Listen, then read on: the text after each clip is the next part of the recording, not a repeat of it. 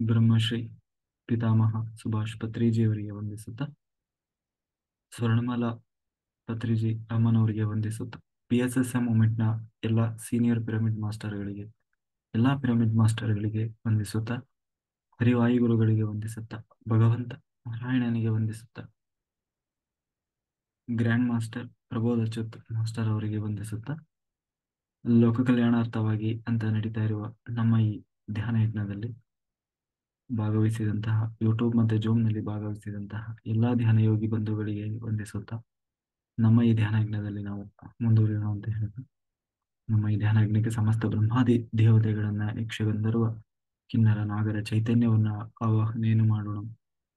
ಮೇಲಿನ ಲೋಕಗಳ ಎಲ್ಲ ಆಸ್ಟ್ರಲ್ ಮಾಸ್ಟರ್ಸ್, ಎನ್ಲೈಟೆಡ್ ಮಾಸ್ಟರ್ಸ್, ಮೋಕ್ಷ ಜೀವಿಗಳ ಚೈತನ್ಯವನ್ನ ಆವಾಹನೆಯನ್ನು ಮಾಡೋಣ. ಸಪ್ತರ್ಷಿಗಳನ್ನ, ಸಪ್ತರ್ಷಿ ಪತ್ನಿಯರನ್ನ, ತ್ರಿಮೂರ್ತಿಗಳನ್ನ, ತ್ರಿಶಕ್ತಿಯರನ್ನ ಆವಾಹನೆಯನ್ನು ಮಾಡೋಣ. ಲೋಕ ಕಲ್ಯಾಣಾರ್ಥವಾಗಿ ಅಂತ ಹೇಳಿ ಯಾರೆಲ್ಲ ಕೂತು ತಪಸ್ಸು ಮಾಡ್ತಾ ಇದ್ದಾರೆ, ಧ್ಯಾನ ಮಾಡ್ತಾ ಇದ್ದಾರೆ, ಯೋಗಿಗಳು, ಸಿದ್ಧಪುರುಷರು, ಋಷಿಮುನಿಗಳು, ಹಿಮಾಲಯದ ಯೋಗಿಗಳು, ಅವರೆಲ್ಲರ ಚೈತನ್ಯವನ್ನು ಕೂಡ ನಮ್ಮ ಈ ಧ್ಯಾನ ಯಜ್ಞದಲ್ಲಿ ಆವಾಹನೆಯನ್ನು ಮಾಡೋಣ. ಸದಾನಂದ ಯೋಗಿಗಳು, ರಮಣ ಮಹರ್ಷಿಗಳು, ಮಹಾವತಾರ್ ಬಾಬಾಜಿಯವರು, ಬುದ್ಧ ಭಗವಾನರು, ಮಹಾವೀರರು, ಅವರೆಲ್ಲರ ಚೈತನ್ಯವನ್ನು ಕೂಡ ಆವಾಹನೆಯನ್ನು ಮಾಡೋಣ. ನಮ್ಮೆಲ್ಲರ ಪೂರ್ಣಾತ್ಮನನ್ನ ಆವಾಹನೆಯನ್ನು ಮಾಡಿದ ವಿಶ್ವರೂಪಿಯಾದ ಪರಬ್ರಹ್ಮ ಸ್ವರೂಪಿಯಾದ ಭಗವಂತನನ್ನ ಆವಾಹನೆಯನ್ನು ಮಾಡಿದ ಅವರೆಲ್ಲರ ಚೈತನ್ಯ ಫ್ರೀಕ್ವೆನ್ಸಿಯಲ್ಲಿ ನಾವೆಲ್ಲರೂ ಒಂದಾಗಿ ಈ ಲೋಕ ಕಲ್ಯಾಣದ ಕಾರ್ಯದಲ್ಲಿ ಮುಂದುವರಿಯೋಣ ಅಂತ ಹೇಳ್ತಾ, ಕೃಷ್ಣನ ಸಂಕಲ್ಪದಂತೆ ಈಗಾಗಲೇ ಈಗಾಗಲೇ ಆ ಭಗವದ್ಗೀತಾ ಜ್ಞಾನ ಯಜ್ಞ ನಡೀತಾ ಇತ್ತು. ಅದರಲ್ಲಿ ಹಿಂದೆ 12ನೇ ಅಧ್ಯಾಯದಲ್ಲಿ ಕೃಷ್ಣ ಹೇಳಿದ, ನನ್ನ ಭಕ್ತನಾದವರು ಹೀಗೆ ಸಾಧನೆ ಮಾಡಬೇಕು, ತಮ್ಮ ಬದುಕಿನಲ್ಲಿ ಹೇಗಿರಬೇಕು, ನನ್ನನ್ನು ಹೇಗೆ ಉಪಾಸನೆ ಮಾಡಬೇಕು ಅನ್ನುವುದನ್ನ ಹೇಳಿದ. ಈಗ 13ನೇ ಅಧ್ಯಾಯದಲ್ಲಿ ಈಗಾಗಲೇ ತಾನು ಹೇಳಿಕೊಂಡು ಬಂದಿರುವುದನ್ನೇ ಸ್ವಲ್ಪ ವಿಸ್ತಾರವಾಗಿ ಹೇಳ್ತಾ ಇದ್ದಾರೆ. ಜೊತೆಗೆ ಒಬ್ಬ ಸಾಧಕನಲ್ಲಿ ಹೇಗಿರಬೇಕು ಮತ್ತೆ ಒಬ್ಬ ಸಾಧಕ ಹೇಗೆ ತಾನು ಸಾಧನೆ ಮಾಡಬೇಕು ಅನ್ನುವುದನ್ನ, ಸಾಧನೆಯ ಬಗ್ಗೆ ಹೇಳ್ತಾ ಇದ್ದಾರೆ. ಅದರಲ್ಲೂ ಮೊದಲು ತಾನು ಏನು ಇಲ್ಲಿ ಅರ್ಜುನ ಪ್ರಶ್ನೆ ಮಾಡ್ತಾ ಇಲ್ಲ, ನೇರವಾಗಿ ಕೃಷ್ಣ ವಿಷಯಕ್ಕೆ ಬರ್ತಾ ಇದ್ದಾನೆ.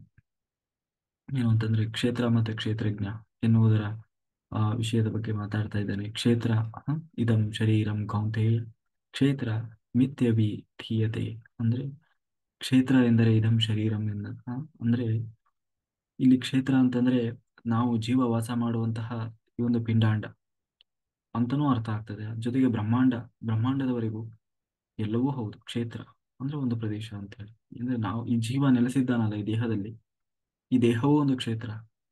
ಏನು ಕುರುಕ್ಷೇತ್ರೆ ಅಂತ ಹೇಳಿ ಮುಂದೆ ಆರಂಭದಲ್ಲಿ ಇವನು ಹೇಳಿದ್ನಲ್ವ, ಹಾಗೆ ಈ ಬ್ರಹ್ಮಾಂಡಕ್ಕೆ ಕ್ಷೇತ್ರ ಅಂತ ಕರೀತಾರೆ. ಶರೀರ ಅನ್ನೋದು ಕೂಡ ಒಂದು ಕ್ಷೇತ್ರವಾಗ್ತದೆ. ಇಂತಹ ಕ್ಷೇತ್ರವನ್ನ ಯಾರು ಸಮಗ್ರವಾಗಿ ತಿಳಿದಿದ್ದಾನೋ ಅವನು ಕ್ಷೇತ್ರಜ್ಞ. ಯಾರೀತ ಅಂದ್ರೆ ನಿಜವಾಗ್ಲೂ ನಮಗೆ ನಮ್ಮ ದೇಹದ ಬಗ್ಗೆ ಸರಿಯಾಗಿ ಗೊತ್ತಿದೆಯಾ? ಅಥವಾ ದೇಹ ಅನ್ನೋದು ಒಂದು ಕ್ಷೇತ್ರ ಆದ್ರೆ ಬ್ರಹ್ಮಾಂಡ ಅನ್ನೋದು ಕೂಡ ಒಂದು ಕ್ಷೇತ್ರ. ಇಡೀ ಬ್ರಹ್ಮಾಂಡವನ್ನ ತಿಳಿದವರು ಯಾರು? ನಾವ ಅಲ್ಲ. ಅವನು ಯಾರು ಅಂತಂದ್ರೆ ಅವನೇ ಭಗವಂತ, ಒಳಗೂ ಹೊರಗೂ ತುಂಬಿರುವವ. ಎಲ್ಲ ಕ್ಷೇತ್ರದಲ್ಲಿರುವ ಭಗವಂತನ ಕ್ಷೇತ್ರಜ್ಞ. ಜೀವ ಕೇವಲ ಕ್ಷೇತ್ರಸ್ಥ, ಅಂದ್ರೆ ಕ್ಷೇತ್ರದಲ್ಲಿ ವಾಸ ಮಾಡುವವನೇ ಹೊರತು ಅವನು ಕ್ಷೇತ್ರಜ್ಞವನು ಅಂದ್ರೆ ಕ್ಷೇತ್ರವನ್ನ ಬಲ್ಲವನಲ್ಲ. ಕ್ಷೇತ್ರ ಅಂದ್ರೆ ಈ ದೇಹವನ್ನ, ಪಿಂಡಾಂಡ, ಈ ದೇಹ ಅಂದ್ರೆ ಪಿಂಡಾಂಡ ಅಂದ್ರೆ ಈ ದೇಹ. ಬ್ರಹ್ಮಾಂಡ ಅಂದ್ರೆ ಇಡೀ ನಮ್ಮ ಜಗತ್ತು, ನಮ್ಮ ಕಣ್ಣಿಗೆ ಕಾಣುವ ಕಾಣದಿರುವ ಇಡೀ ಜಗತ್ತನ್ನು ಸೇರಿಸಿ ಒಂದು ಬ್ರಹ್ಮಾಂಡ. ಅವೆಲ್ಲವನ್ನ ತಿಳಿದವನು ಯಾರೋ ಅವನು ಕ್ಷೇತ್ರಜ್ಞ, ಅವನೇ ಭಗವಂತ. ನಿಜವಾದ ಜ್ಞಾನ ಅಂತಂದ್ರೆ ವಿಶ್ವದ ಅರಿವು. ಈ ಬ್ರಹ್ಮಾಂಡದ ಬಗ್ಗೆ ತಿಳಿದುಕೊಳ್ಳುವುದೇ ನಿಜವಾದ ಜ್ಞಾನ. ವಿಶ್ವದಲ್ಲಿ ತುಂಬಿರುವ ಭಗವಂತನ ಅರಿವು, ಅದೇ ನಿಜವಾದ ಜ್ಞಾನ. ಈ ವಿಶ್ವದ ಒಳಗೆ ನಾವು ಹೇಗಿದ್ದೇವೆ, ಈ ವಿಶ್ವ ನಮಗೆ ಹೇಗೆ ಬಂಧಕವಾಗಿದೆ, ಈ ಬಂಧನವನ್ನ ಕಳಿಸಿಕೊಂಡು ಆ ವಿಶ್ವಾತ್ಮನಾದಂತ ಅಂದ್ರೆ ಈ ವಿಶ್ವವನ್ನ ಏನು ಕಂಟ್ರೋಲ್ ಮಾಡ್ತಾ ಇರುವಂತಹ ಭಗವಂತನನ್ನು ನಾವು ಸೇರುವುದು ಹೇಗೆ, ಅದನ್ನ ತಿಳಿಯುವುದೇ ಜ್ಞಾನ. ಅದೇ ಬ್ರಹ್ಮಜ್ಞಾನ, ಅದೇ ಆತ್ಮಜ್ಞಾನ. ಆದರೆ ಇದು ಶಿಕ್ಷೆ ಅಲ್ಲ. ಈ ಬಂಧನದಲ್ಲಿ ನಾವು ಸಿಕ್ಕಿ ಹಾಕಿಕೊಂಡಿದ್ದೇವೆ, ಈ ಬ್ರಹ್ಮಾಂಡದ ಬಂಧನದಲ್ಲಿ ನಾವು ಸಿಕ್ಕಿ ಹಾಕಿಕೊಂಡಿದ್ದೇವೆ. ಆದರೆ ಇದು ಶಿಕ್ಷೆ ಅಲ್ಲ. ಈ ಬಂಧನದಿಂದ ಶಿಕ್ಷೆ ಅಲ್ಲ, ಇದು ಶಿಕ್ಷಣ. ಈ ಬಂಧನದಿಂದ ನಾವು ಪಾರಾಗಬೇಕು ಅಂತಂದ್ರೆ ವಿಮೋಚಕನಾದಂತಹ ಆ ಕ್ಷೇತ್ರಜ್ಞನನ್ನ ತಿಳ್ಕೊಳ್ಬೇಕು. ಈ ಎಚ್ಚರವೇ ನಿಜವಾದ ಜ್ಞಾನ. ಮೊದಲು ಕ್ಷೇತ್ರ ಅಂದ್ರೆ ಏನು ಅನ್ನೋದನ್ನ ತಿಳ್ಕೊಳ್ಬೇಕು. ಆ ಬ್ರಹ್ಮಾಂಡ ಪಿಂಡಾಂಡ ಹೇಗೆ ಮತ್ತೆ ಯಾವುದರಿಂದ ನಿರ್ಮಾಣ ಆಗ್ತಾ ಇದೆ, ಅದರ ಗುಣಧರ್ಮ ಏನು, ಅದು ಯಾವ ರೀತಿ ರೂಪಾಂತರಗೊಳ್ತಾ ಇದೆ, ಈ ಬದಲಾವಣೆಗಳು ಹೇಗಾಗ್ತಾ ಇದೆ, ನಮ್ಮ ಸುತ್ತಮುತ್ತ ಎಷ್ಟೊಂದು ನಡೀತಾ ಇದೆ, ಇಲ್ಲ ಯಾರು ಅದನ್ನ ಏನು ಕಂಟ್ರೋಲ್ ಮಾಡ್ತಾ ಇರೋರು ಯಾರು? ಯಾರಿಂದ ಆಗ್ತಾ ಇದೆ ಇದೆಲ್ಲವನ್ನ ಸೂತ್ರ ರೂಪಕವಾಗಿ ಸಂಕ್ಷಿಪ್ತವಾಗಿ ಚುಟುಕುಗಳಾಗಿ ಹ್ಮ್ ಅದನ್ನ ಕೃಷ್ಣ ತಾನು ಹೇಳ್ತಾ ಇದ್ದಾನೆ. ಜ್ಞಾನಿಗಳು ಕೂಡ ಈ ವಿಚಾರವನ್ನ ಆ ಒಬ್ಬೊಬ್ರು ಒಂದೊಂದು ರೀತಿಯಲ್ಲಿ ಹೇಳ್ತಾರೆ ಅಂತ ಕೃಷ್ಣ ಹೇಳ್ತಾ ಇದ್ದಾನೆ. ನೋಡು, ಜ್ಞಾನಿಗಳು ಕೂಡ ಒಬ್ಬೊಬ್ರು ಒಂದೊಂದು ರೀತಿ ಹೇಳ್ತಾರೆ. ಈ ಬ್ರಹ್ಮಾಂಡ ಅಂದ್ರೆ ಹಾಗಿರ್ತದೆ ಹೀಗಿರ್ತದೆ, ಇದನ್ನ ಹಾಗೆ ನಿರ್ಮಾಣ ಆಯ್ತು ಹೀಗೆ ನಿರ್ಮಾಣ ಆಯ್ತು. ಒಬ್ಬೊಬ್ರು ಅದು ಹೀಗೆ, ಅದು ಅವರವರ ಅನುಭವಕ್ಕೆ ಸೀಮಿತವಾಗಿರ್ತದೆ. ಅದೇ ಅಷ್ಟೇ ಬ್ರಹ್ಮಾಂಡ ಅಲ್ಲ, ಅಷ್ಟೇ ವಿಚಾರ ಅಲ್ಲ. ಅವ್ರಿಗೆ ಏನ್ ತಿಳಿದಿದೆಯೋ ಅಥವಾ ಅವರ ಒಂದು ತಪೋಶಕ್ತಿ ಎಷ್ಟಿರ್ತದೋ ಅದಕ್ಕೆ ಅರಿವಿಗೆ ಎಷ್ಟು ಬರ್ತದೋ ಅಷ್ಟನ್ನ ಅವ್ರು ಹೇಳಿರ್ತಾರೆ. ಆದ್ರೆ ದೇವರು ಹೇಳ್ತಾ ಇದ್ದಾನೆ, ನಿಜವಾದ ಕ್ಷೇತ್ರಜ್ಞನಾದ ನಾನೇ ನೇರವಾಗಿ ಹೇಳ್ತಾ ಇದ್ದೇನೆ ಕೇಳು ಅಂತ ಹೇಳಿ ಅದನ್ನ ವಿಸ್ತಾರವಾಗಿ ತಾನು ವಿವರಿಸ್ತಾ ಹೋಗ್ತಾ ಇದ್ದಾನೆ ಭಗವಂತ. ಏನಂದ್ರೆ ಕ್ಷೇತ್ರ ಅನ್ನುವ ಅಖಂಡ ಘಟಕದೊಳಗೆ ಇರುವ ಜಗತ್ತಿನ ಘಟಕಾಂಶಗಳು ಅಂತಂದ್ರೆ ಆ ಆ, ಮೊದಲನೆಯದಾಗಿ ಪಂಚಮಹಾಭೂತಗಳು. ಆ ಇದರಿಂದ ಪಿಂಡಾಂಡ ಮತ್ತೆ ಬ್ರಹ್ಮಾಂಡ ನಿರ್ಮಾಣವಾಗಿದೆ. ಪಿಂಡಾಂಡ ಅಂತಂದ್ರೆ ನಮ್ಮ ದೇಹ. ಈ ದೇಹ ಕೂಡ ನಿರ್ಮಾಣವಾದದ್ದು ಇದೇ ಪಂಚಭೂತಗಳಿಂದ. ಇಡೀ ಬ್ರಹ್ಮಾಂಡ ರಚನೆಯಾದದ್ದು ಕೂಡ ಇದೇ ಪಂಚಭೂತಗಳಿಂದ. ಈ ಕಾರಣಕ್ಕಾಗಿ ಇದನ್ನ ಪ್ರಪಂಚ ಅಂತ ಕರಿತೇವೆ. ಪ್ರಪಂಚ ಅಂದ್ರೆ ಪಂಚ 5 ಪಂಚಭೂತಗಳಿಂದ ನಿರ್ಮಾಣವಾದದ್ದು, ಹಾಗಾಗಿ ಇದನ್ನು ಪ್ರಪಂಚ ಅಂತ ಕರೀತಾರೆ. ಇಂತಹ ಪಂಚ ಮಹಾಭೂತಗಳೇ ಪ್ರಪಂಚದ ಮೂಲ ದ್ರವ್ಯ. ಪಿಂಡಾಂಡದಲ್ಲಿ ಈ ಪಂಚ ಮಹಾಭೂತಗಳನ್ನ ಅನ್ನಮಯ ಕೋಶ ಪ್ರಾಣಮಯ ಕೋಶ ಆ, ಆ, ಆವರಿಸಿಕೊಂಡಿದೆ. ಅಂದ್ರೆ ಈ ಒಂದು ಪಂಚಮಹಾಭೂತಗಳಿಂದ ನಿರ್ಮಾಣವಾದದ್ದು ಅನ್ನಮಯ ಕೋಶವಾದರೆ ಆ, ಅದರ ಒಳಗೆ ಆ ಸೇರಿಕೊಂಡಿರುವಂತಹದ್ದು ಅಂದ್ರೆ ಪ್ರಾಣಮಯ ಕೋಶ. ಅಂದ್ರೆ ಕಣ್ಣಿಗೆ ಕಾಣದೇ ಇರುವಂಥದ್ದು, ಕಾಣುವ ಸ್ಥೂಲ ಶರೀರ ಪೃಥ್ವಿ ನೀರಿನಿಂದ ಆ, ಆ, ನಿರ್ಮಾಣವಾದದ್ದಾದರೆ ಇಂತಹ ಸ್ಥೂಲ ಶರೀರದ ಒಳಗೆ ಅಂದ್ರೆ ಕಾಣುವ ದೇಹ, ಇದರ ಒಳಗೆ ಕಾಣದ ಹಾಗೆ ಪ್ರಾಣಮಯ ಕೋಶ ಅವಿತುಕೊಂಡಿದೆ. ದೇಹದ ಶಾಖ, ಉಸಿರಾಟ, ಒಳಗಿರುವಂತಹ ರಕ್ತ ಗಾಳಿ ಸಂಚಾರ, ಆ, ಅದ್ರ ಒಳಗೆ ಇರುವಂತಹ ಖಾಲಿ ಜಾಗ ಅದೇ ಆಕಾಶ. ಇದರಿಂದ ಆಚೆಗೆ ಇರುವಂಥದ್ದು ಮನಸ್ಸು ಮತ್ತೆ ಬುದ್ಧಿಯನ್ನು ಒಳಗೊಂಡಂತಹ ಮನೋಮಯ ಕೋಶ. ಅದರಿಂದ ಆಚೆಗೆ ವಿಜ್ಞಾನಮಯ ಕೋಶ ಅಂದ್ರೆ ಸ್ಮರಣ ಶಕ್ತಿ. ಆದ್ದರಿಂದ ಬುದ್ಧಿಗೆ ಮೊದಲು ಅಹಂಕಾರ ಮತ್ತು ಚಿತ್ತ. ಇಲ್ಲಿ ಅಹಂಕಾರ ಅಂದ್ರೆ ನನ್ನ ಅಸ್ತಿತ್ವದ ಅರಿವು. ಅಹಂಕಾರ ಅಂದ್ರೆ ನಾನು ಅನ್ನೋದಲ್ಲ, ನಾನೇ ಅನ್ನೋದಲ್ಲ, ನಾನು ಅನ್ನುವ ಎಚ್ಚರ, ಏನು ಪ್ರಜ್ಞೆ, ಅದು ಅಹಂಕಾರ ತತ್ವ. ಈ ಅಹಂಕಾರ ತತ್ವ ಪಿಂಡಾಂಡದಲ್ಲಿ ಚಿತ್ತ, ಬ್ರಹ್ಮಾಂಡದಲ್ಲಿ ಮಹತ್ತತ್ವ. ಸೃಷ್ಟಿಯ ಮೂಲ ಸ್ಥಿತಿ ಸೃಷ್ಟಿಯ ಮೂಲವಾದ ಸ್ಥಿತಿ ಯಾವುದು ಅಂತಂದ್ರೆ ಪ್ರಳಯ ಸಾಗರ. ಎಲ್ಲ ಕಡೆ ನೀರು ತುಂಬಿಕೊಂಡಿರ್ತದೆ, ಬರೀ ಪ್ರಳಯ, ಅಲ್ಲಿ ಏನೂ ಇರಲ್ಲ, ಎಲ್ಲ ಖಾಲಿ ಖಾಲಿ. ಆದರೆ ಪರಮಾಣು ಅನ್ನು ಆ ಒಂದು ಏನು ಅವ್ಯಕ್ತ ಅಂದ್ರೆ ಕಾಣದೇ ಇರುವಂತಹ ಜಗತ್ತನ್ನ ಈ ಪಂಚಭೂತಗಳನ್ನು ಬಳಸಿಕೊಂಡು ಸೃಷ್ಟಿಯನ್ನು ಮಾಡ್ತಾರೆ. ಅದರಲ್ಲಿ ಪ್ರಪಂಚದಲ್ಲಿ ಚತುರ್ಮುಖ ಮಹತ್ತತ್ವವನ್ನು ಸೃಷ್ಟಿ ಮಾಡಿದ ಮೊದಲು, ನಂತರ ಪ್ರಳಯ ಸಾಗರದಲ್ಲಿ ತನ್ನ ಅಸ್ತಿತ್ವದ ಅರಿವಿಲ್ಲದೆ ತಿರುಗ್ತಾ ಇದ್ದಂತ ಈ ಜೀವನಿಗೆ ನಾನು ಅನ್ನುವ ಅರಿವು ಬರಲಿಕ್ಕಾಗಿ ಮಹತ್ತತ್ವವನ್ನು ಸೃಷ್ಟಿ ಮಾಡಿದ ನಂತರ ಆ ಚಿತ್ತದ ವ್ಯಾಪ್ತಿಯೊಳಗೆ ಚೇತನವನ್ನು ತುಂಬಿದ. ಇದು ನಮ್ಮ ನೆನಪಿನ ವಿಸ್ತಾರ. ಹಾಗಾಗಿ ಈ ಶರೀರದಲ್ಲಿ 5 ಜ್ಞಾನೇಂದ್ರಿಯಗಳಿವೆ, 5 ಕರ್ಮೇಂದ್ರಿಯಗಳಿದ್ದಾವೆ. 11ನೆಯದೇ ಮನಸ್ಸು. ಕಿವಿಯಿಂದ ಶಬ್ದವನ್ನು ಗ್ರಹಣ ಮಾಡ್ತೇವೆ, ಕಣ್ಣಿನಿಂದ ರೂಪವನ್ನು ಗ್ರಹಣ ಮಾಡ್ತೇವೆ, ಮೂಗಿನಿಂದ ಗಂಧವನ್ನ, ನಾಲಿಗೆಯಿಂದ ರಸ, ತೊಗಲು ಅಂದ್ರೆ ಚರ್ಮದಿಂದ ಗಾಳಿಯನ್ನ ಗ್ರಹಣ ಮಾಡ್ತೇವೆ. ಅದೇ ರೀತಿ ಬಾಯಿ ಮಾತಾಡ್ಲಿಕ್ಕೆ, ಕೈ ಕೆಲಸ ಮಾಡ್ಲಿಕ್ಕೆ, ಕಾಲು ನಡೆದಾಡ್ಲಿಕ್ಕೆ, ಆ ಹಾಗೆ ನಂತರ ಪಾಯು ಮತ್ತೆ ಉಪಸ್ಥ ಅಂತಂದ್ರೆ ವಿಸರ್ಜನಾಂಗಗಳು ಮತ್ತೆ ಸಂತಾನಾಭಿವೃದ್ಧಿ ಅಂಗಗಳು. ಈ ಎಲ್ಲವೂ ಸೇರಿ ಒಟ್ಟು 10 ಆದರೆ ಈ ಎಲ್ಲವನ್ನ ಚಿಂತನೆಗೊಳಪಡಿಸುವಾಗ 11ನೇ ಇಂದ್ರಿಯವೇ ಮನಸ್ಸು. ಇವೆಲ್ಲವೂ ಕ್ಷೇತ್ರದ ಘಟಕಾಂಶಗಳು. ಹಾಗಾಗಿ ಸಮಷ್ಟಿಯಾಗಿ ಇದನ್ನ ಎಲ್ಲವನ್ನ ಸೇರಿಸಿ ಕ್ಷೇತ್ರ ಅಂತ ಕರೀತಾರೆ. ಅದನ್ನು ಹೇಳ್ತಾ ಭಗವಂತ ಇಲ್ಲಿ ಹೇಳ್ತಾ ಇದ್ದಾನೆ, ನೋಡು, ಒಬ್ಬ ಸಾಧಕನಲ್ಲಿ ಇರಬೇಕಾದಂತಹ, ಆದ್ರೆ ಸಾಧನೆ ಅಂದ್ರೆ ಏನು? ನಾವೆಲ್ಲರೂ ಹೇಳ್ತೀವಿ ಸಾಧನೆ ಮಾಡಬೇಕು. ಏನು ಸಾಧನೆ? ಆ ಸಾಧನೆ ಅಂತಂದ್ರೆ ದೇವರು ಸುಮಾರು ಒಂದು 20 ಅಂಶಗಳನ್ನ ಹೇಳ್ತಾನೆ. ಇವುಗಳನ್ನ ಏನು ಪ್ರತಿಯೊಬ್ಬ ಸಾಧಕನು ತನ್ನ ಬದುಕಿನಲ್ಲಿ ಅಳವಡಿಸಿಕೊಳ್ಳಬೇಕು ಅಂತ ಹೇಳಿ ಆ ಇವೆಲ್ಲ ಇದ್ದಾಗ ಒಂದು ನಿಜವಾದ ಸಾಧನೆ ಆಗ್ತದೆ. ಅದು ಒಬ್ಬ ನಿಜವಾದ ಸಾಧಕನ ಲಕ್ಷಣ ಅಂತ ಹೇಳಿ ದೇವರು ಹೇಗೆಲ್ಲ ಇರಬೇಕು ಅನ್ನೋದನ್ನ ಹೇಳ್ತಾ ಹೋಗ್ತಾನೆ. ಸಾಧ್ಯವಾದ್ರೆ ಎಲ್ಲರೂ ಅದನ್ನೆಲ್ಲಾದ್ರೂ ಒಂದ್ ಕಡೆ ನೋಟ್ ಮಾಡಿ ಇಟ್ಕೊಳ್ರಿ, ಬರೆದಿಟ್ಕೊಳ್ರಿ. ಆಯ್ತಾ? ಮೊದಲನೇದೇ ಒಟ್ಟು 20 ಅಂಶಗಳನ್ನು ಹೇಳ್ತಾನೆ. ಅದರಲ್ಲಿ ಮೊದಲನೇದೇ ಅಮಾನಿತ್ವಂ. ಅಮಾನಿತ್ವಂ ಅಂದ್ರೆ ಜ್ಞಾನ ಗಳಿಸುವುದಕ್ಕಾಗಿ. ಇದು ಬಹಳ ಬಹಳ ಮುಖ್ಯ. ಈ 20 ಅಂಶಗಳು, ಈ 20ನ್ನ ನಾವು ನಿಜವಾಗ್ಲೂ ನಮ್ಮ ಬದುಕಿನಲ್ಲಿ ಅಳವಡಿಸಿಕೊಂಡ್ರೆ ಖಂಡಿತ ಏನಂತೀವಿ, ಉನ್ನತ ಸ್ಥಿತಿಗೆ ಹೋಗ್ಲಿಕ್ಕೆ ಸಾಧ್ಯ ಇದೆ, ಖಂಡಿತ ಸಾಧ್ಯ ಇದೆ. ಹಾಗಾಗಿ ಅಮಾನಿತ್ವಂ ಮೊದಲನೇದೇ. ಅಮಾನಿತ್ವಂ ಏನಿದು? ಅಮಾನಿತ್ವಂ ಅಂದ್ರೆ ದೇವರು ಹೇಳ್ತಾ ಇದ್ದಾನೆ ನೋಡು, ಜ್ಞಾನ ಗಳಿಸುವುದಕ್ಕಾಗಿ ಆ, ನಾವು ಮಾನ ಸಮ್ಮಾನದ ಬಯಕೆಯನ್ನ ಬಿಡಬೇಕು. ಅಂದ್ರೆ ಅವರು ನಾನು ದೊಡ್ಡವನು, ಅವನ ಹತ್ರ ಹೋಗಿ ಏನು ಕೇಳೋದು, ಆ ಈ ತರದನ್ನ ಅಹಮ್ಮನ್ನ ಬಿಡು, ಮಾನ ಸಮ್ಮಾನವನ್ನ ಬಿಡು, ಮರ್ಯಾದೆ ಹೋಗ್ತದೆ. ಆ ನನಗೆ ಗೊತ್ತಿಲ್ಲ ಅಂತ ಹೇಳಿದ್ರೆ ಎಲ್ಲಿ ನನ್ನ ಮರ್ಯಾದೆ ಹೋಗ್ತದೇನೋ ಅನ್ನುವ ಈ ಮಾನ ಅಪಮಾನವನ್ನ ಬಿಡು. ಮತ್ತೆ ತಿಳ್ಕೊಳ್ಳೋಕ್ಕಾಗಿ ತಿಳ್ಕೊಳ್ಳೋದು ಮಾತ್ರ ಮುಖ್ಯ. ನನಗೆ ಸನ್ಮಾನವಾಗಬೇಕು, ಪ್ರಶಸ್ತಿ ಸಿಗಬೇಕು ಎನ್ನುವ ನಿರೀಕ್ಷೆಯಲ್ಲಿ ಇರುವವರಿಗೆ ಎಂದೂ ಜ್ಞಾನ ಸಿಗೋಲ್ಲ. ಅದಕ್ಕಾಗಿ ಪ್ರಚಾರ ಪ್ರಿಯತೆಯನ್ನು ನಾವು ಮೊದಲು ಬಿಡಬೇಕು. ಎಲ್ಲ ಪ್ರಚಾರಗಳಿಗೆ ತಿಲಾಂಜಲಿಯನ್ನು ಕೊಟ್ಟು ಜ್ಞಾನದ ಬೆನ್ನು ಹತ್ತು, ಆಗ ಜ್ಞಾನ ನಿನಗೆ ದಕ್ಕುತ್ತದೆ. ಯಾರಾದ್ರೂ ಹೇಳಿ, ಯಾರಾದ್ರೂ ಜ್ಞಾನವನ್ನು ಹಂಚುವವರಾಗಿರ್ಲಿ, ಅವರು ವಯಸ್ಸಿನಲ್ಲಿ ಚಿಕ್ಕವರಾಗಿರ್ಬೋದು, ಅಥವಾ ಆ, ಏನೇ ಇರ್ಬೋದು. ಅಥವಾ ಅವರು ನೋಡ್ಲಿಕ್ಕೆ ಅಷ್ಟು ಏನಂತೀವಿ ದೊಡ್ಡ ಮಹಾಜ್ಞಾನಿಗಳ ಹಾಗೆ ಕಾಣದೇ ಇರಬಹುದು. ಆದ್ರೆ ನಿನಗೆ ಗೊತ್ತಿಲ್ಲದೆ ವಿಷಯವನ್ನ, ಜ್ಞಾನವನ್ನು ಭಗವಂತನ ಬಗ್ಗೆ ಹೇಳ್ತಾ ಇದ್ದಾರೆ ಅಂತಂದ್ರೆ ಮಾನ ಅಪಮಾನಗಳನ್ನ ಬಿಟ್ಟು ಅದನ್ನ ತಿಳ್ಕೊಳ್ಳುವ ಪ್ರಯತ್ನ ಮಾಡು. ಯಾರಾದರೂ ನಿನ್ನನ್ನು ಮೆಚ್ಚಿಕೊಂಡ್ರು ಅಂತ ಆದ್ರೆ ಅದು ಅವರ ದೊಡ್ಡಸ್ತಿಕೆ. ಹಾಗಾಗಿ ಎಲ್ಲರಲ್ಲೂ ನಮ್ರತೆಯಿಂದ ಇರು, ನಮ್ರತೆಯನ್ನು ಬಳಸ್ಕೋ. ಅಯ್ಯೋ ಅವ್ರು ನನಗೆ ಸನ್ಮಾನ ಮಾಡಲಿಲ್ಲ, ನನ್ನ ಸ್ಟೇಜಿಗೆ ಕರೀಲಿಲ್ಲ, ನನ್ನನ್ನು ಗುರುತಿಸ್ಲಿಲ್ಲ, ನನಗೆ ನನ್ನ ಕೆಲಸವನ್ನು ಏನು ಅಪ್ರಿಶಿಯೇಟ್ ಮಾಡಲಿಲ್ಲ, ಈ ತರ ಎಲ್ಲ ಹೀಗೆಲ್ಲ ಮಾಡಬೇಕು ಅಂತ ಅನ್ಕೊಳ್ಳೋದು ತಪ್ಪು. ಮಾಡದೇ ಇದ್ದಾಗ ಅದರಿಂದ ವಿಚಲಿತನಾಗುವುದು ಕೂಡ ತಪ್ಪಾಗ್ತದೆ. ನೀನು ಕೇವಲ ನಿನ್ನ ಜ್ಞಾನ ಸಂಪಾದನೆ ಮಾತ್ರ ನಿನ್ನ ಮುಖ್ಯ ಉದ್ದೇಶ ಆಗ್ಬೇಕು. ಹಾಗಾಗಿ ಮಾನದ ಬಯಕೆಯನ್ನ ಬಿಡು ಅಂತ ಹೇಳ್ತಾ ಇದ್ದಾನೆ. ಎರಡನೇದು ಅಡಂಬಿತ್ವಂ. ಅಡಂಬಿತ್ವಂ ಅಂದ್ರೆ ಎಲ್ಲರ ಮುಂದೆ ಸಣ್ಣವನಾಗಿ ಬದುಕುವುದನ್ನ ಕಲಿ. ನಾನು ಅಷ್ಟು ದೊಡ್ಡ ಸಾಧಕ, ಇಷ್ಟು ದೊಡ್ಡ ಸಾಧಕ, ನಾನು ಅಷ್ಟು ಸಾಧನೆ ಮಾಡಿದ್ದೀನಿ, ಇಷ್ಟು ಸಾಧನೆ ಮಾಡಿದ್ದೀನಿ ಅನ್ನುವ ಅಹಂ ಬೇಡ. ಮತ್ತೆ ಎಲ್ಲಾ ಕಾಲದಲ್ಲೂ ಸಣ್ಣವನಾಗೇ ಇರು. ಹೇಗೆ ಹನುಮಂತ ಇದ್ದಾನೆ, ಹನುಮಂತ ಇದ್ದ ಹಾಗೆ. ಯಾಕೆಂದ್ರೆ ಹನುಮಂತ ಇದಕ್ಕೂ ಹಾರಿ ಹೋಗ್ತಾನೆ, ಇಲ್ಲಿಗೆ ಏನು ಲಂಕೆಗೆ ಹಾರಿ ಹೋಗ್ತಾನೆ. ಲಂಕೆಗೆ ಹಾರಿ ಹೋಗಿ ಸೀತಾಮಾತೆಯನ್ನು ಭೇಟಿ ಮಾಡ್ತಾನೆ.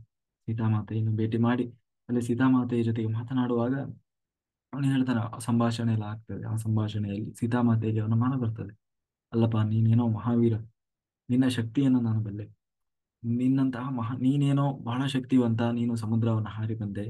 ಆದ್ರೆ ಎಲ್ಲಾ ಕಪಿಗಳಿಗೂ ಹಾರಿ ಬರ್ಲಿಕ್ಕೆ ಆಗ್ಬೇಕಲ್ಲ, ಎಲ್ಲರಿಗೂ ಏನು ಹಾರಿ ಬರ್ಲಿಕ್ಕೆ ಆಗದೆ ಇದ್ರೆ ರಾಮ ಹೇಗೆ ಬರ್ತಾನೆ, ರಾಮ ಹೇಗೆ ಬಂದು ನನ್ನ ಕರ್ಕೊಂಡು ಹೋಗ್ತಾನೆ ಅಂತ ಹೇಳಿ ಸೀತಾಮಾತೆ ಅನುಮಾನ ವ್ಯಕ್ತಪಡಿಸ್ತಾಳೆ. ಆಗ ಹನುಮಂತ ಹೇಳುವ ಮಾತೇನು ಗೊತ್ತು? ಇದು ನಾವು ನಿಜವಾಗಲೂ ಒಬ್ಬ ಸಾಧಕನಲ್ಲಿ ಇದೆ ತಿಳ್ಕೊಳ್ಬೇಕಾದಂತ ಮಾತು. ಯಾಕೆಂದ್ರೆ ಹನುಮಂತನನ್ನು ಅದಕ್ಕೆ ಜೀವೋತ್ತಮ ಅಂತ ಕರೀತಾರೆ. ಜೀವೋತ್ತಮ, ಸಮಸ್ತ ಜೀವರಾಶಿಗಳಲ್ಲಿ ಮೊದಲಿಗ ಯಾರು ಅಂತಂದ್ರೆ ಅದು ಹನುಮಂತ, ವಾಯುದೇವರು. ಹಾಗಾಗಿ ಆ ಆ ಏನೋ ಏನ್ ಹೇಳ್ತಾರೆ ಅಂದ್ರೆ, ಅಮ್ಮ ಇಡೀ ನಮ್ಮ ಕಪಿ ಸೇನೆಯಲ್ಲಿ ನನ್ನಷ್ಟು ಕನಿಷ್ಠನಾದ ಕಪಿ ಇಲ್ಲ, ಅಂದ್ರೆ ನನಗಿಂತಹ ಸಣ್ಣ ಕಪಿ ಯಾರು ಇಲ್ಲ. ನನ್ನಂತಹ ಸಣ್ಣ ಕಪಿನೇ ನಾನು ಸಮುದ್ರ ಹಾರಿ ಬಂದಿದ್ದೀನಿ ಅಂತ ಆದ್ರೆ ಇನ್ನು ಉಳಿದವ್ರ ಕಥೆ ಏನು? ಉಳಿದವರು ಬಂದ್ರೆ ಅದು ಏನೇನ್ ಮಾಡಿಬಿಡ್ತಾರೆ ಏನೋ ಭಯಕ್ಕೆ ನನ್ನನ್ನು ಕಳಿಸಿದ್ದಾರೆ ನಾನು ಸಣ್ಣವ ಅಂತ ಹೇಳಿ ತನ್ನನ್ನು ತಾನೇ ಹೇಳ್ಕೊಳ್ತಾನೆ. ನಿಜವಾಗಲೂ ಇಡೀ ಕಪಿ ಸೈನ್ಯದಲ್ಲಿ ಹನುಮಂತನಿಗೆ ಸರಿಸಾಟಿಯಾದವರು ಯಾರು ಇಲ್ಲ. ಬರೀ ಕಪಿ ಸೈನ್ಯ ಅಲ್ಲ, ಅಲ್ಲಿ ರಾಮನನ್ನ ಬಿಟ್ರೆ ಉಳಿದವ್ರು ಯಾರು ಹನುಮಂತನಿಗೆ ಸರಿಸಾಟಿಯಾದವರು ಇಲ್ಲ. ಅಂದ್ರೆ ಅವನನ್ನ ಇದು ಮಾಡುವ ತುಳಿಯುವವರು ಅಂತ ಹೇಳಿ ಯಾರು ಇಲ್ಲ. ಹಾಗಿದ್ರೂ ಕೂಡ ತಾನು ಏನ್ ಹೇಳ್ಕೊಳ್ತಾ ಇದ್ದಾನೆ, ನಾನು ಭಾರಿ ಸಮರ್ಥ ಅಂತ ಹೇಳಿಲ್ಲ, ಬದಲಾಗಿ ನನ್ನಷ್ಟು ಕನಿಷ್ಠವಾದ ಕಪಿ ಇನ್ನೊಂದಿಲ್ಲ ಅಂತ ಹೇಳಿದ ಹಾಗೆ ನಾವು ಮೊದಲು ಸಣ್ಣವರಾಗೋದನ್ನು ಕಲಿಬೇಕು. ಎಲ್ಲರ ಮುಂದೆ ಸಣ್ಣವನಾಗಿ ಬದುಕು, ದೊಡ್ಡಸ್ತಿಕೆಯ ಪ್ರದರ್ಶನ ಬೇಡ. ಜ್ಞಾನ ಮಾರ್ಗದಲ್ಲಿ ಎಂದೂ ಪ್ರಾಮಾಣಿಕತೆಯಿಂದ ಅತ್ತ ಇತ್ತ ಸರಿಯಬೇಡ.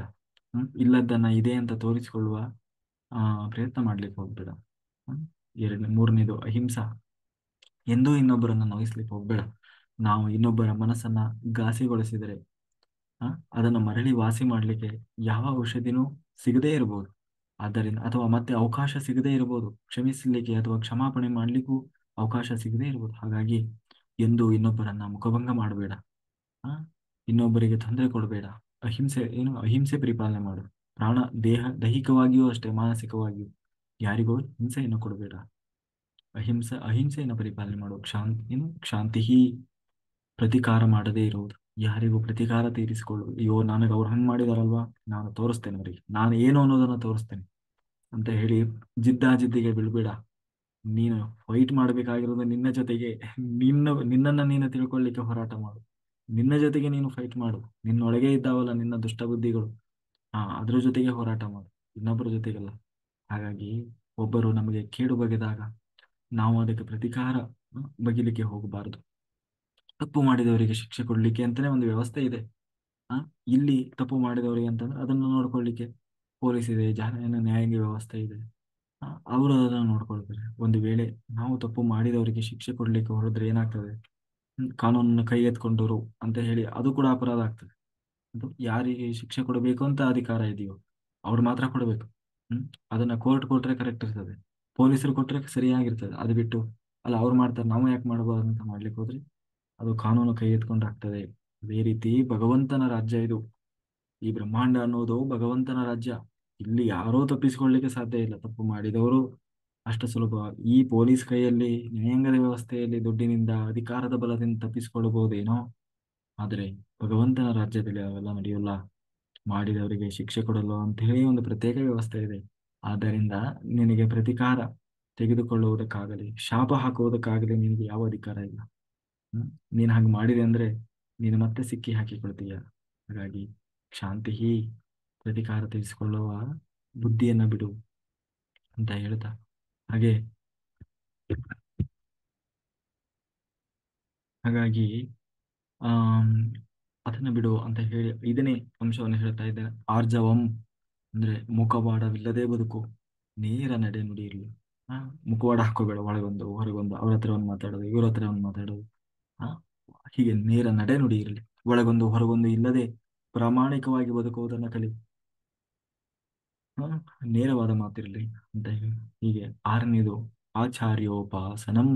ಆಚಾರ್ಯ ಅಂದರೆ ಯಾವುದು ಸರಿ ಯಾವುದು ತಪ್ಪು ಎಂದು ಚೆನ್ನಾಗಿ ತಿಳಿದು ಅದನ್ನ ಆಚರಣೆಗೆ ತರುವುದನ್ನು ಕಲಿ. ನಾವು ಸತ್ಯವನ್ನ ಕಂಡು ಸಮಾಜದ ಮುಂದೆ ಅದನ್ನು ನಡೆದು ತೋರಿಸುವವರಾಗಬೇಕು. ಅಂತವರ ಸೇವೆಯನ್ನು ಮಾಡು. ಜ್ಞಾನಿಗಳು ಸುಲಭವಾಗಿ ಸಿಗೋಲ್ಲ ನಿನಗೆ. ಸಾಮಾನ್ಯವಾಗಿ ಅವರು ನಿನ್ನ ಒಂದು ವೇಳೆ ಸಿಕ್ಕರೂ ಕೂಡ ಅವರು ನಿನ್ನನ್ನು ಪರೀಕ್ಷೆ ಮಾಡದೆ ಜ್ಞಾನವನ್ನು ನಿನಗೆ ದಾರಿ ಎರೆಯೋಲ್ಲ. ಏನೇ ಆದರೂ ಜ್ಞಾನಿಗಳನ್ನ ಬೆನ್ನು ಬಿಡಬೇಡ. ಅವ್ರೇನಾದ್ರೂ ಸಿಕ್ಕರೆ ಅವ್ರನ್ನ ಹಿಡ್ಕೋ, ಅವ್ರಿಗೆ ಬೆನ್ನಟ್ಟಿ ಹೋಗು. ನಿನ್ನಲ್ಲಿರುವ ಜ್ಞಾನ ದೃಶ್ಯ ಗಾಢವಾಗಿದ್ರೆ ಖಂಡಿತವಾಗಿ ಅವರು ತಿಳ್ಕೊಂಡ ಜ್ಞಾನವನ್ನು ನಿನಗೆ ಹಂಚ್ತಾರೆ. ಹಾಗಾಗಿ ಜ್ಞಾನ ಬೇಕಿದ್ದರೆ ಜ್ಞಾನಿಗಳನ್ನ ತೆರೆದುಕೊಳ್ಳುವ ತನಕ ಕಾಯ್ಬೇಕಾಗ್ತದಪ್ಪ, ಸುಮ್ನೆ ಸಿಗೋಲ್ಲ. ಆ ಅಂತ ಹೇಳಿ ಆ 7ನೇ ಅಂಶ, 7ನೇ ಪಾಯಿಂಟ್ ಹೇಳ್ತಾ ಇದ್ದಾನೆ. ಶೌಚ ಶುಚಿಯಾಗಿರು, ಒಳಗಿಂದಲೂ ಹೊರಗಿಂದಲೂ. ನಮಗೆ ಹೊರಗಡೆಯಿಂದ ಶುಚಿಯಾಗಿರೋದು ಗೊತ್ತು, ಆದರೆ ಒಳಗಡೆಯಿಂದ ಶುಚಿಯಾಗಿರ್ಬೇಕು.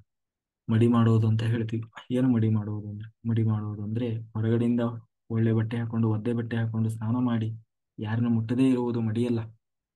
ರುಚಿ ಎನ್ನುವುದು ಮೂಲಭೂತವಾಗಿ ಮನಸ್ಸಿಗೆ ಸಂಬಂಧಪಟ್ಟಿದ್ದು. ಮನಸ್ಫೂತಂ ಸಮಾಚರೇತ್. ಭಾಗವತದಲ್ಲಿ ಕೃಷ್ಣ ಹೇಳುವುದು ನೋಡು ಉದ್ದವ, ಏನೇ ಮಾಡೋದಕ್ಕಿಂತ ಮುಂಚೆ ಮನಸ್ಫೂತಂ ಸಮಾಚರೇತ್, ಮನಸ್ಸನ್ನ ಶುದ್ಧ ಮಾಡ್ಕೋ. ಅದಕ್ಕೆ ಪೂರಕವಾಗಿ ದೇಹವೂ ಕೂಡ ಶುದ್ಧ ಇರಬೇಕು.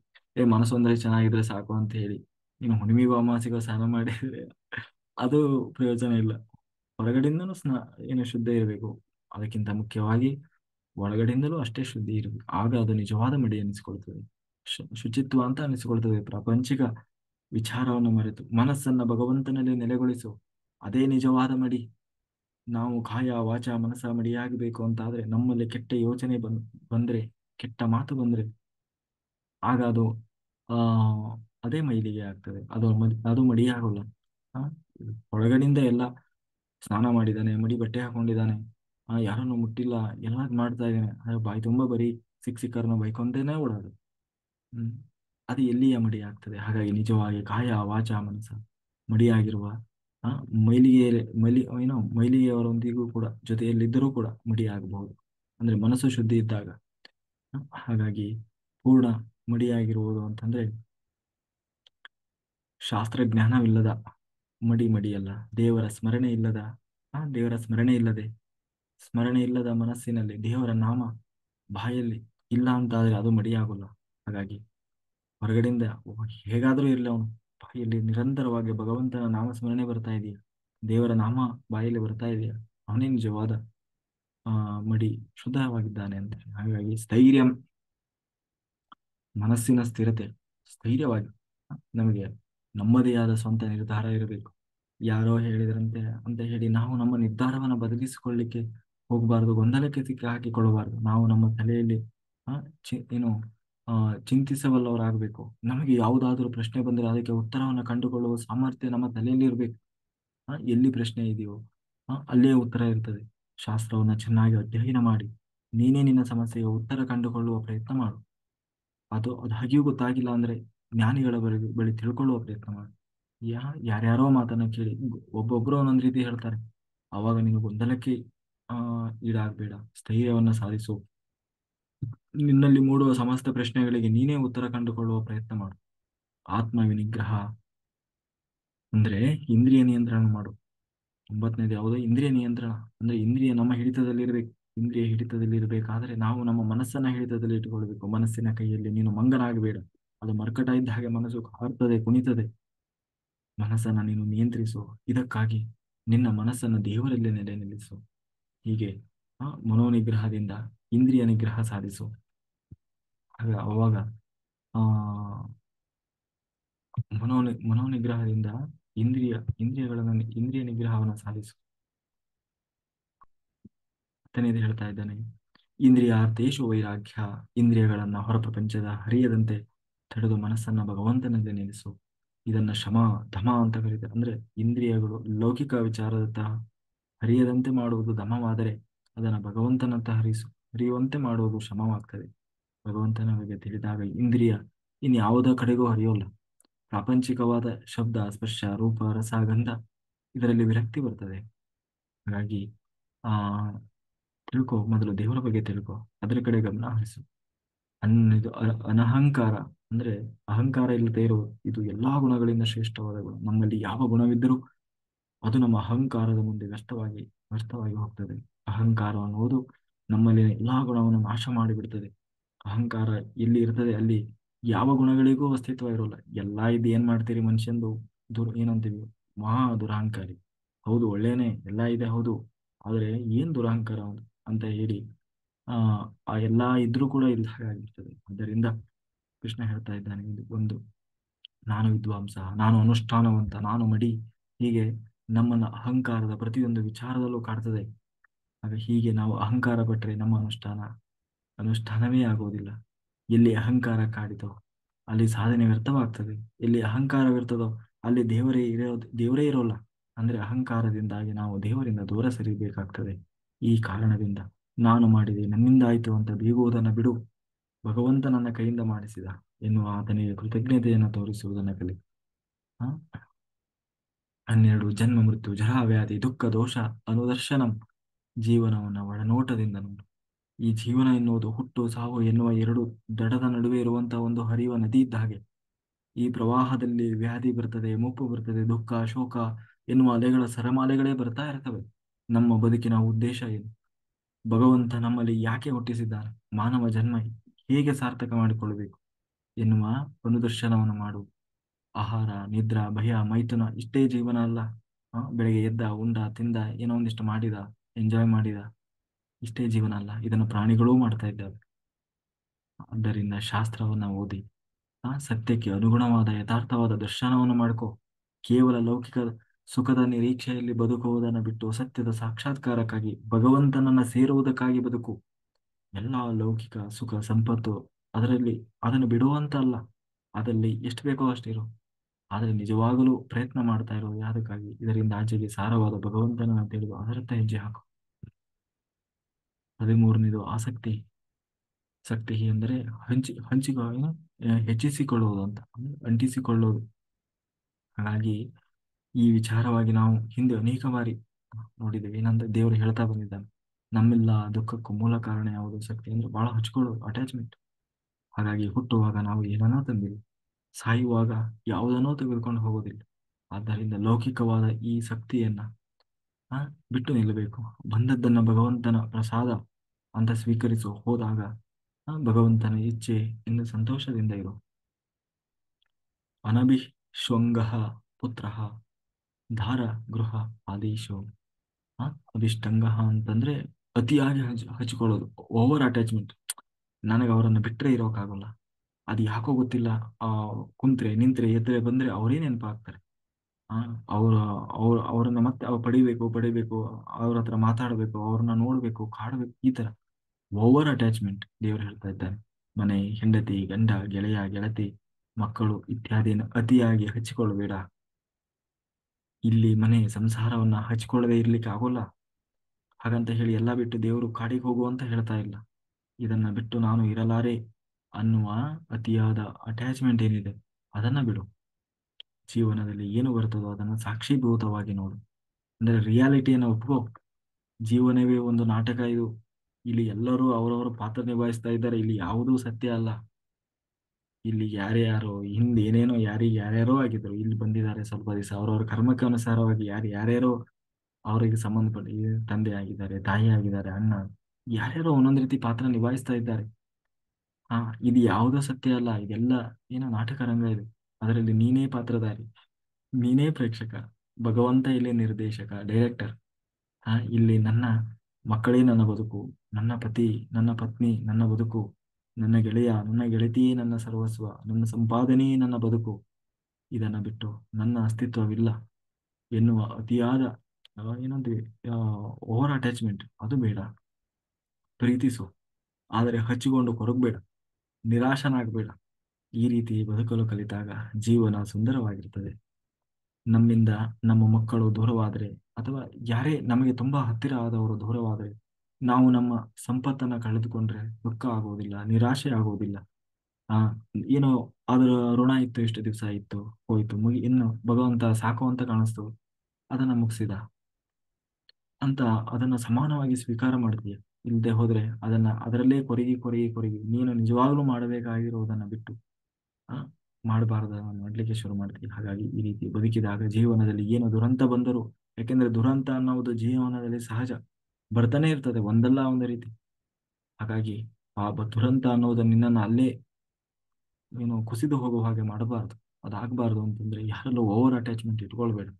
ಯಾಕೆಂದ್ರೆ ಎಲ್ಲವೋ ಒಂದು ದಿನ ಇಲ್ಲಿ ತಪ್ಪಿ ಹೋಗುವಂಥದ್ದೇ, ಯಾವುದೋ ಶಾಶ್ವತ ಅಲ್ಲ. ಹಾಗಾಗಿ ಅದು ಈ ಜಗತ್ತಿನ ನಿಯಮ. ಅವ್ರವ್ರ ಪಾತ್ರ ಎಷ್ಟು ದಿವಸ ಇರ್ತದೋ ಅಷ್ಟು ದಿವಸ ಅಲ್ಲಿ ಇರ್ತಾರೆ, ಇಲ್ಲ ಆಮೇಲೆ ಮುಗೀತು.